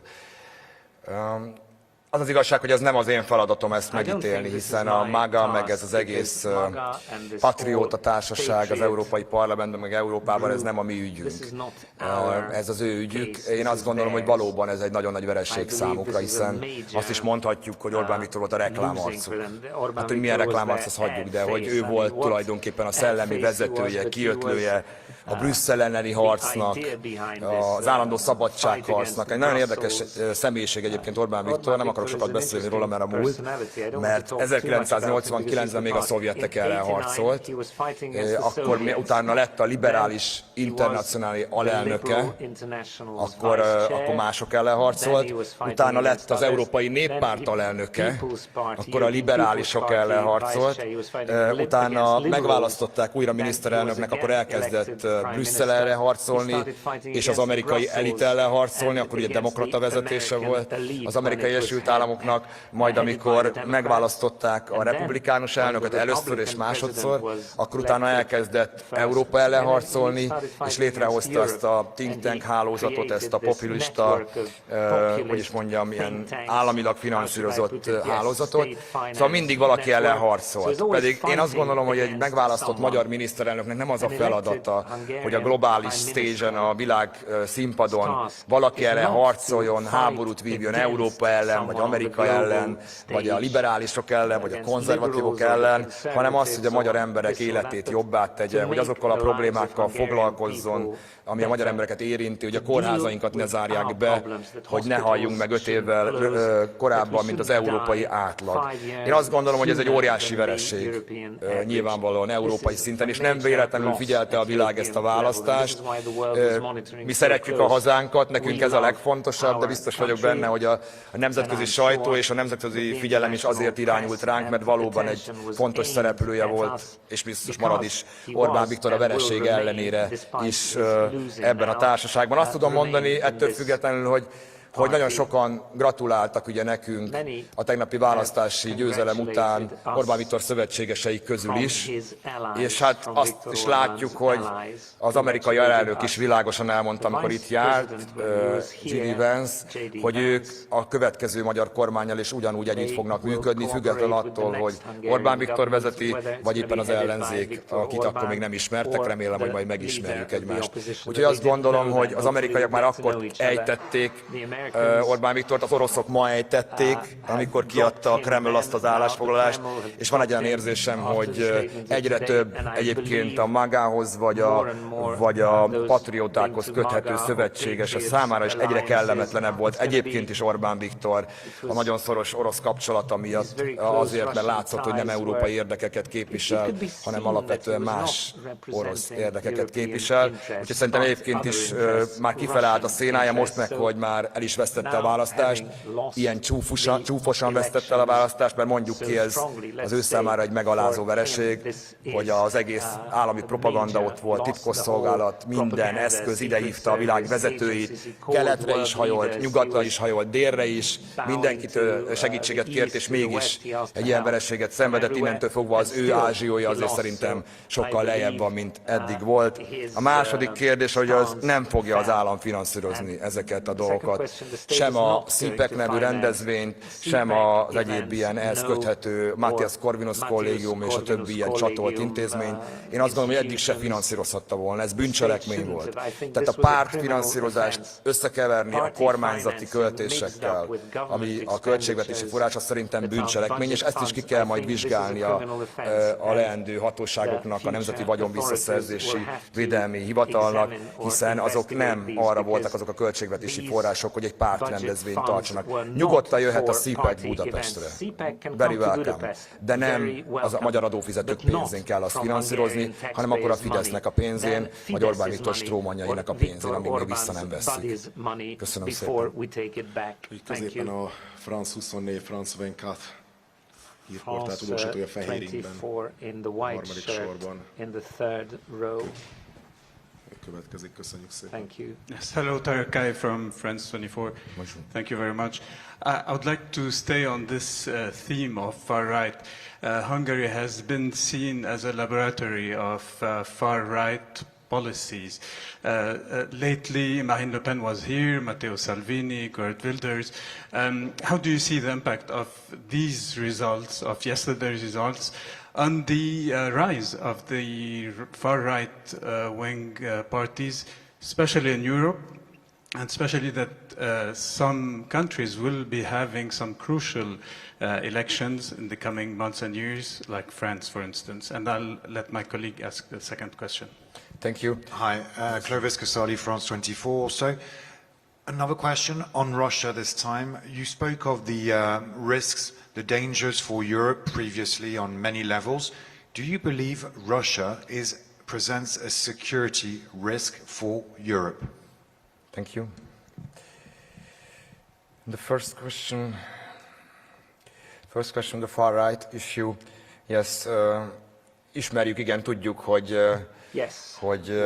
ezek a szereplők, fontos szereplők, szoros szövetségesei Orbán Viktornak, és együtt dolgoztak, egymást támogatják. Én ugyanazt tudom mondani, hogy ha keresik az okot az európai politikusok, akik nem a szélső jobban vannak, vagy a szélső balon, az analistáknál, hanem valamilyen mainstream pártban vannak, és azt tapasztalják, hogy egy ilyen csökkenés, egy decline, egy ilyen lelkimenet van, és hogy erősödnek a szélsőségek, akkor nem ilyen sebtapaszokat kell csinálni, vagy nem ilyen pótmegoldásokat, hanem a valódi okokat kell megkeresni. Mert ezek nem véletlenek. Tehát sose véletlen, hogyha a szélsőségek elkezdenek erősödni. Én nem is szeretem azt a szót, hogy szélsőség, megmondom őszintén. Mert például Franciaországban a Nemzeti Frontnak rengeteg támogatója van. És én azt gondolom, hogy nagyon-nagyon sok rendes francia ember, hazafi, a Nemzeti Frontot támogatja. Én azt sem szeretem, amikor minket lebaloldaliztak, mondjuk Orbán Viktorék, mert nem vagyunk baloldaliak. Mi magyar hazafiak vagyunk. Ha nem lenne foglalt a patrióta szó, akkor azt mondom, hogy patrióták vagyunk. Én azt javaslom mindenkinek, tisztelettel, és erről nagyon szívesen beszélek is, mert rengeteget tanultam az utóbbi 2 évben az emberek gondolkodásáról, hogy hogyan is lehet politikát csinálni, hogy beszéljünk a lényegről.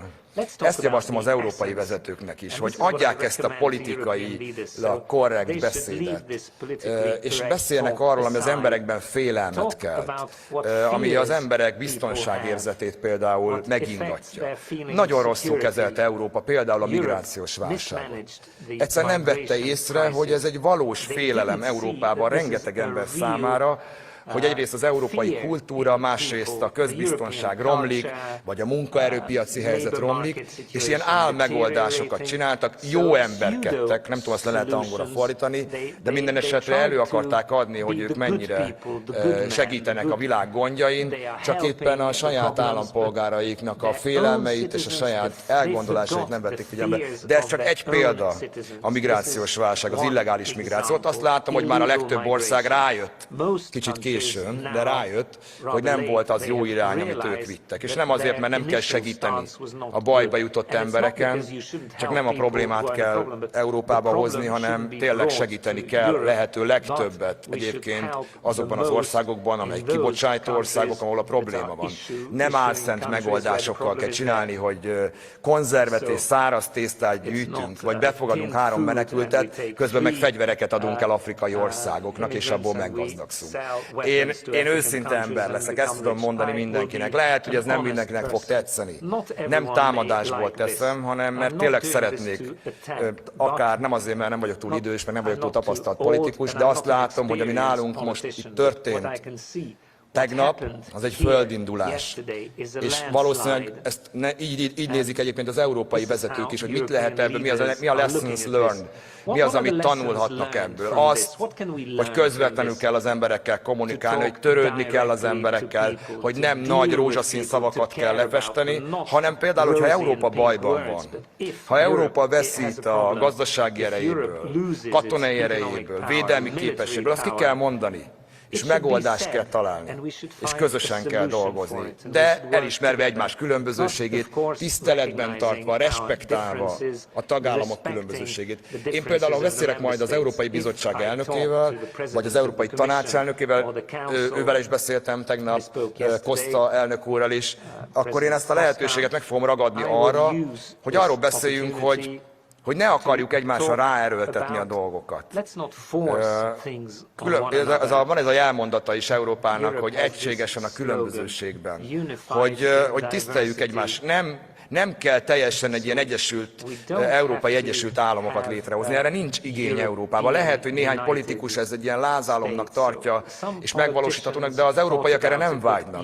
Az európai emberek, én azt látom, itt Magyarországon biztos, erős nemzetállamokra vágynak, működő államokra, és egy jól működő Európai Unióra, ami kereteket ad ehhez, ami segíti az embereket, hogy szabadon utazhassanak, dolgozhassanak, egymás országába befektethessenek, és hogy közösen békében éljünk. Ezt várják a magyar emberek. Én dolgoztam kint 8-9 évet, mondtam Brüsszelbe. Brüsszelbe valamiért azt hiszik, hogy minden ott történik. És hogy mindent ott kell megmondani, mindent szabályozni kell, pedig nem így van. A kevesebb néha több. És hogyha a kevesebbet jobban betartják, jobban létrehozzuk, és mindenki respektálja, akkor előrébb vagyunk, mint hogyha van 125 szabályunk, és aztán senki nem akarja betartani. De nem akarok ilyen messzire menni. A lényeg az, hogy ez a szélső jobboldali, ha lehet így hívni, de mondom, ezt nem szeretem, ez nem a mi feladatunk. Szerintem mindenki meg tudja találni a megoldást. És azt javaslom minden politikusnak, hogy dolgozzon. Munka, munka, munka. Mi ezt kértük az önkénteseinktől is, és ők pénz nélkül, hatalom nélkül is dolgoztak, -20 fokban is, és +40 fokban is, és az az eredmény, hogy tegnap a valaha volt legnagyobb felhatalmazást kapta a Tisza, és ezért nagyon-nagyon hálás vagyok nekik. A második kérdés, hogy Oroszország security risket, biztonsági kockázatot jelent-e? Én azt gondolom, hogy igen. Tehát ezt mindenki tudja. Mi ismerjük az oroszokat, és nem az orosz emberekről beszélek, mert hogy az orosz kultúra, az orosz emberek, csodálatos emberek, és nem őróluk beszélek, de mint maga az orosz medve, a magyar történelemben mi az elsősorban megtapasztaltuk, hogy mekkora kockázat. 1849-ben, 1944-45 környékén, de még korábban is, 1920-as években és 1956-ban is. És utána itt voltak velünk jó sokáig. Úgyhogy pontosan tudjuk, hogy miről szól ez a dolog, és szerintem képesnek kell lennie Európának, külön-külön a tagállamoknak, de Európának is erre felkészülni, és magát megvédeni, és az biztos, hogy nem járható út, amit az előző magyar kormány tett, hogy orosz hackerek kibejárkálnak a magyar külügyminisztériumban pont a háború kitörése előtt, és érzékeny NATO információk is az oroszok kezébe kerülnek. Tehát nem véletlenül vagyunk mi szövetségesek, nem véletlenül mi vagyunk egy klubban, egy csapatban, az nem járja semmelyik klubban, még egy foci csapatban sem, hogy átmegyek az ellenfél öltözőjébe, és elmondom a taktikát, amit a meccs előtt megbeszéltünk. És körülbelül ezt csinált a Szijjártó Péter. Hotline-on volt, forró dróton, az orosz külügyminiszterrel, jó barátjával. Ez így nem járja. Természetesen egy külügyminiszter legyen kapcsolatban egy másik külügyminiszterrel, még egy háború esetén is, erről szól a diplomácia. De arról nem szól, hogy a szövetségeseimnek az érzékeny információt átadom egy háborúban álló országnak. Ezt tudom mondani. Szerb hírcsatornának adnám meg a szót, az Independent Serbia tudósítójának a 5. sorban. Thank you very much, Dušo Mlađenović and One Serbia. We are CNN affiliate, one of last standing independent media in Serbia. There are serious allegations of coordinated activities between Aleksandar Vučić, the president of Serbia, and Viktor Orban, including the claims of a false flag operation recently in Serbia. So will you look into this once you get into your position, and will you redefine the relationship with Serbian authorities? Thank you. Thank you very much. Yes, the first question, Vučić, Orban. Először is köszönöm szépen a szerb vezetőknek a gratulációját, megkaptam. Másodszorban, igen, valóban a választási kampányban is volt ugye, hát egy ilyen hamis zászlósnak tűnő akció húsvét vasárnapon, amikor volt ez a gázvezeték elleni tervezett, kísérelt támadás, ami egy olyan támadás volt, amiről egy héttel ezelőtt beszámolt már Orbán Viktor miniszter, hogy majd fog történni egy ilyen. Tehát elég bénán csinálták, azt tudom mondani ezt, és úgy láttam, hogy a szerb vezetők is kifaroltak ebből a dologból, és nem álltak bele annyira, amennyire az orosz tartótisztek és Orbán Viktor ezt elvárta volna, és szerintem helyesen tették. mert hogy a Tisza kormány ki fogja vizsgálni, hogy pontosan mi történt. Volt-e valós veszély, mert az is lehet, hogy van valós veszély, de ha van valós veszély, akkor egy miniszterelnöknek kormányoznia kell, nem egy színházat játszani, mint Orbán Viktornak húsvét vasárnap, aki helikopterre repkedett, lerendelte az egész magyar propagandát egy ilyen munkavédelmi sisakban, meg egyenruhában, hogy ott rettegjenek közösen.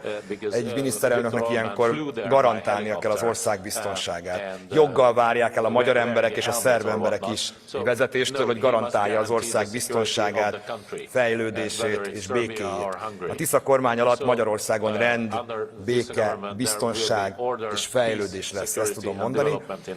Én nagyon szívesen találkozom a szerb vezetéssel, pontosan tudom, hogy mi folyik Szerbiában, és azt is tudom, hogy milyen összefonódás volt, és lehet, hogy lesz is az Orbáni hatalom és a Vučić vezette Szerbia között, mint ahogyan tudom, hogy milyen összefonódások vannak Robert Fico, Szlovákiája és Orbán Viktor között, és azt is tudom, hogy nagyjából kik állnak emögött, ki a keresztapa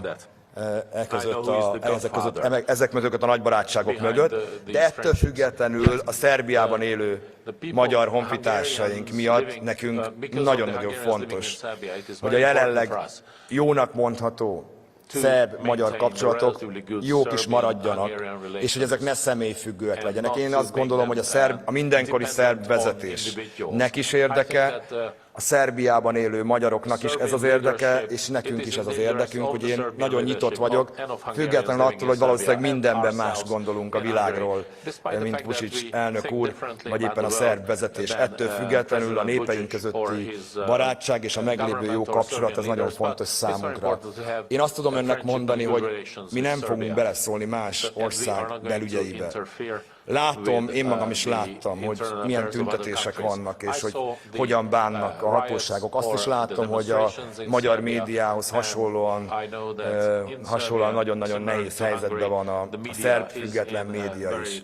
Én azt tudom üzenni a szerb népnek, annélkül, hogy beleszólnék az ő életükbe, az ő országukba, hogy merítsenek erőt a tegnapi magyarországi választásokból. És ezt egyébként nagyon sok olyan országban is üzenem, ahol nehéz helyzetben vannak az emberek, ahol egy ilyen hibrid rezsim van, vagy hát finoman fogalmazva is nem jogállam, hogy igenis lehetséges. Igenis lehetséges, hogyha összefognak az emberek, mi ezt magyarok sokszor megtapasztaltuk a történelem során, ha összefogunk, akkor nagyon nehéz helyzetben is tudunk előre lépni és sikereket elérni. És a tegnapi is egy ilyen nap volt, amikor megmutattuk, hogy mindenféle OCS ellenére, mindenféle nemzetközi támogatás ellenére, amit Orbán Viktor kapott, tulajdonképpen mondhatjuk, hogy a teljes globális tér, a vezetők beálltak Orbán Viktor mögé, az orosz elnök, az amerikai elnök, a kínai elnök, a török elnök, az izraeli miniszterelnök, és még ki tudja hány vezető, például Vučić és Robert Fico, és még mondhatnám a többieket. Ennek ellenére a magyar nép azt mondta, hogy márpedig a magyar történelmet, azt mi magyar emberek írjuk itt Magyarországon, és győztek a magyar emberek. Úgyhogy ezt tudom mondani, és ettől függetlenül mondom, hogy nagyon szívesen találkozom, és egyeztetünk, és ott leszünk, és ezt meg fogom tenni a vajdasági magyarok demokratikus szervezetével is, annak ellenére, hogy ők is egy az egyben Orbán Viktor kampányát tolták, szembe menve egyébként a vajdasági magyarok álláspontjával, akik azt mondták, hogy ők maguk szeretnék eldönteni, hogy melyik magyarországi pártnak szavaznak bizalmat, és köszönjük azon vajdasági magyaroknak, akik ránk szavaztak, de minden magyar embernek azt tudom mondani, külhoni magyarnak, hogy mindenben számíthatnak a Tisza kormányra, ugyanazokat a támogatásokat fogják megkapni, ugyanúgy meg lesz a kettős állampolgárság, a szavazati joguk is, csak éppen a pénzt, amit eddig kaptak támogatást, aznak a nagy részét nem fogják ellopni az Orbán Viktorhoz köthető bűnözők, hanem oda kerül tényleg a magyar emberekhez, akár a Vajdaságban, akár Erdélyben, Romániában. Köszönöm szépen. Következő másik szomszédos ország a román hírcsatornának a tudósítója itt az elsősorban. Igen, köszönjük. Good afternoon, Mr. Magyar. Andrea Borboros, Antena 3 CNN from Romania. You said that Orban betrayed the Hungarian in Transylvania when he supported George Simeon. Why do you say that? Do you have a message now for the Hungarian people living in Romania? And the second question is, what are your intentions regarding political and economic relation with Romania? how will relation with the RMDS evolve, considering that Kelemen Hunor supported Viktor Orban and a large majority of Hungarians in Romania voted for Fidesz? Thank you. Thank you. The first one elárulta, igen. Hát önök ismerik szerintem George Simeont, aki román elnökjelölt volt. Mi is ismerjük, hiszen neki van egy múltja. George Simeon magyar embereknek a sírján, a mi őseinknek a sírján, katonasírokon taposott, és meggyalázta a magyar emberek sírját. Egy ilyen embert, legyen az politikus utána, egy magyar miniszterelnök nem támogathat. Főleg nem támogathat egy ősi magyar templomban, az ősi királyaink sírja mellett. Orbán Viktor ezt megtette, és nem csak, hogy endorszálta George Simeont a választásokon, a román választásokon, sikertelenül egyébként, mert egyrészt az ott élő magyarok és a románok többsége nem kért George Simeonból és az ő politikájából, hanem még közös ilyen szórólapjaik is voltak. 500 000 szórólapot kiszórtak Székelyföldön, ott Erdélyben magyar embereknek egy olyan elnökjelöltről, aki még egyszer mondom, magyarok sírján ugrált, taposott. Ezt itt Magyarországon is árulásnak tartották, és Erdélyben is, Várciumban is és Székelyföldön is árulásnak tartották. Ez nem azt jelenti, hogy néhány vagy sok ott élő honfitársunk nem szavazott a Fideszre, mert valóban sokan szavaztak a Fideszre, de el tudom mondani, hogy miért szavaztak a Fideszre. Mert félrevezetik őket. Mert ott ugyanaz a propaganda működik a Fidesznek, ugyanaz a párt propagandája működik Erdélyben, a magyar adófizetők pénzén fenntartott propaganda médiája, mint itt Magyarországon. És hazudtak folyamatosan reggel, délben, este, például a Tiszáról és személy szerint rólam. Én mindenben támogatni fogom az erdélyi magyarokat, a Romániában élő magyarokat. Én sokszor jártam ott, családi barátaink vannak, rokonaink vannak ott. Nekem nagyon sokat jelentenek az ott élők. De Orbán Viktorék végig hazudták azt a kampányt, és ebben szerepet vállalt az RMDS is. Valóban, Kelemen Hunor vezetésével. Az az RMDS, akiknek a képviselőivel egyébként mi, a Tisza, együtt ül az Európai Parlamentben, az Európai Néppárt frakciójában. És ennek ellenére ők ebben a hazugságkampányban és az ott élő magyar testvéreink félrevezetésében részt vettek. Szerintem ez nem volt helyes. Ezt többször elmondtam. De spondját rá. Lezárult a választási kampány. A Tisza felhatalmazást kapott. Engem meg fog választani a magyar országgyűlés magyar miniszterelnöknek. És én magyar miniszterelnökként minden olyan szervezettel együtt fogok működni, a külhoni magyaroknál, a határon túli magyaroknál, akik magyar embereket képviselnek. És minden segítséget meg fogok adni, személyesen is, és a kormányom is, és az anyaország is, a határon túlélő magyaroknak. Ha jól tudom, ma vagy holnap lesz egy telefonbeszélgetésünk Kelemen Hunor elnök úrral is, mert hogy megkeresett minket. Fogunk beszélni, és biztosítani fogom őt is arról, hogy én nem vagyok egy sértődős típus. Tehát nem az én érdekem számít, és azt, hogy miket állítottak rólam mondjuk RMDS-hez köthető politikusok, hanem az, hogy mit tudunk közösen tenni a magyar emberekért. Úgyhogy én várom is azt a telefont, és remélem, hogy tudunk együttműködni majd. Volt még egy kérdése, hogy hogyan alakulna a román-magyar együttműködés. Nagyon-nagyon várjuk, és nagyon szeretnék együttműködni, és szeretném javítani, talán még tovább javítani a román-magyar együttműködés gazdasági területen, kulturális területen, és ezzel is segíteni egyébként az ott élő honfitársainkat. És szerintem erre van fogadókészség. Rengeteg mindenben tudnánk egyébként kooperálni, hogyha tisztelettel fordulnánk a másik felé, ha nem lennének gúnyos megjegyzések akár a politikai életben, se román, se magyar részről. Én állok elébe, és remélem, hogy egy nagyon jó kapcsolatot tudunk kiépíteni, és tudjuk mélyíteni a gazdasági kapcsolatainkat, akár még a V4-ekben, nem csak Horvátországot, a visegrádi négyekben, nem csak Horvátországot, vagy Szlovéniát, vagy Ausztriát, de akár Romániát is be lehet venni, és lehetne egy V8 rögtön. Köszönöm szépen. Köszönjük, és a Times tudósítójának szeretném megadni a szót itt a második sorban. Ő jelentkezett. Parancsoljon, köszönjük szépen. Tom Kington from the Times of London. I have a question about the €1 million daily fine imposed by the European Union against Hungary for not complying with rules on asylum seekers, and what your plans are to perhaps end that fine, what you think you need to do and whether you will do it. Thank you. Thank you very much. Én azt tudom mondani, ugye több mint egy éve, először korábban 2 millió euró, aztán 1 millió eurós büntetés szab ki az Európai Bizottság, Bíróság Magyarországra. Több mint, most már majdnem 1 milliárd eurót bukott ezen is. Magyarország, a magyar emberek, rengeteg pénzt, ami mondjuk hiányzik a magyar állami egészségügyből, hiányzik az oktatásból, a járhatatlan magyar utak felújításából.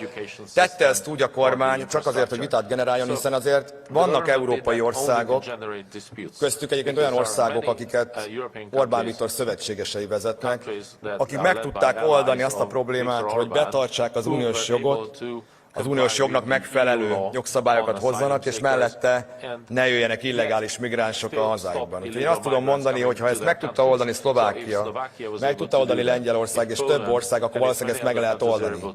Csak akarni kell. Mi így fogunk eljárni, és én ezt világosan el fogom mondani az Európai Bizottság elnökének és minden európai vezetőnek, hogy Magyarország nagyon szigorú álláspontot képvisel az illegális migráció kapcsán, nem fogad el semmilyen paktumot, meg ilyen allokációs mechanizmust, és megtartjuk a déli határkerítést, sőt, be is fogjuk foltozni azokat a lyukakat, amik most ott vannak, mert hogy vannak lyukak azon a határkerítésen, valószínűleg nem is véletlenül. És ellentétben Orbán Viktorral nem fogunk kiengedni 2200 jogerősen elítélt embercsempészt a magyar börtönökből. Nem fogunk migránsokat szállítani a szlovák határra, hogyha éppen a szlovák szoci haverunknak az érdeke ezt kívánja a választási kampányban. Mi őszintén beszélünk, és valóban szeretnénk megóvni a hazánkat és Európát is az illegális migrációtól. A migrációnak vannak legális formái, és azokat kell betartani. Úgyhogy azt tudom mondani, hogy meg fogjuk találni arra a módot, hogy ne kelljen tovább fizetni ezt a bírságot, hiszen ez nagyon hiányzik a magyar költségvetésből. Szerintem egyébként hűtlen kezelés is, amit Orbánék tettek, hogy nem találtak erre egy jogi megoldást, hogy az illegális migránsok kint maradjanak, és a pénzt Magyarországnak ne kelljen fizetni, de ez már egy másik kérdés. A lényeg az, hogy meg fogjuk oldani, és a Tisza az egy szigorú politikát fog folytatni az illegális migráció kapcsán. Köszönöm. Az elsősorban a grúz Tavi hírportál tudósítójának adjuk oda a mikrofont, hogy feltehesse a kérdését. Köszönjük szépen. Thank you very much. Congratulations, Mr. Magyar. Lukács Angelia, Rustavi to Georgia. Considering that Georgia and Hungary are having the long-standing friendship that is expressing in the strategic partnership, what should we look from you? How will you continue the relationships with Georgia, and would be there any closer cooperation with the government of Georgia and Tbilisi? Thank you. Thank you. Természetesen fogjuk folytatni, független attól, hogy milyen politikai helyzet van, és hogy azt szeretném általánosságban is mondani, hogy attól, mert Orbán Viktor kormányának valamelyik balkáni országgal például, vagy bármelyik országgal szoros kapcsolata volt, az nem azt jelenti, hogy akkor a Tisza kormány alatt Magyarországnak romlani fog a kapcsolata. Azt viszont mondhatom, hogy ha rossz volt a kapcsolat Magyarország és egy adott ország között, akkor most javulni fog. Szerintem mindenkinek ez az érdeke, hogy közösen békében tudjunk dolgozni, gazdasági prosperitást, fejlődést hozni. Én nagyon szívesen ellátogatok önökhöz, Tbilisibe is, vagy akár máshova is, és várom azt, hogy együtt tudjunk dolgozni. Még egyszer mondom, nem fogunk beleszólni más országok belügyeibe, és nem fogjuk befolyásolni a választást sem önöknél, sem Észak-Macedóniában, vagy itt-ott. Ez nem a mi stílusunk, és szerintem nem is feladat egyetlen európai ország vezetésének sem. Mindenkit azért választanak meg, hogy az adott ország embereit támogassa és a fejlődésüket segítse. Köszönöm szépen. Köszönöm szépen, és itt az első sorban az N1 hírcsatorna. Excuse me, I'm not sure N1 is from the Slovenian or the Croatian. The Croatian. Thank you. Thank you so much. Mr. Magyar, two questions. First one, you said during this press conference that you will not be standing in the way for legal procedures for some individuals that are in Hungary. Whether they are guilty or not, they should be proven in front of the court. Does that apply to Mr. Hernadi Zsolt? He is sought by Croatian judiciary, and he was never basically Hungarian institutions have never prosecuted him, and Mr. Viktor Orban even told that he is a person of very special importance for Hungarian state. Do you have the same stance? I know that as a prime minister you won't be able to do anything. Courts should be doing that, but will you remove all the obstacles for Mr.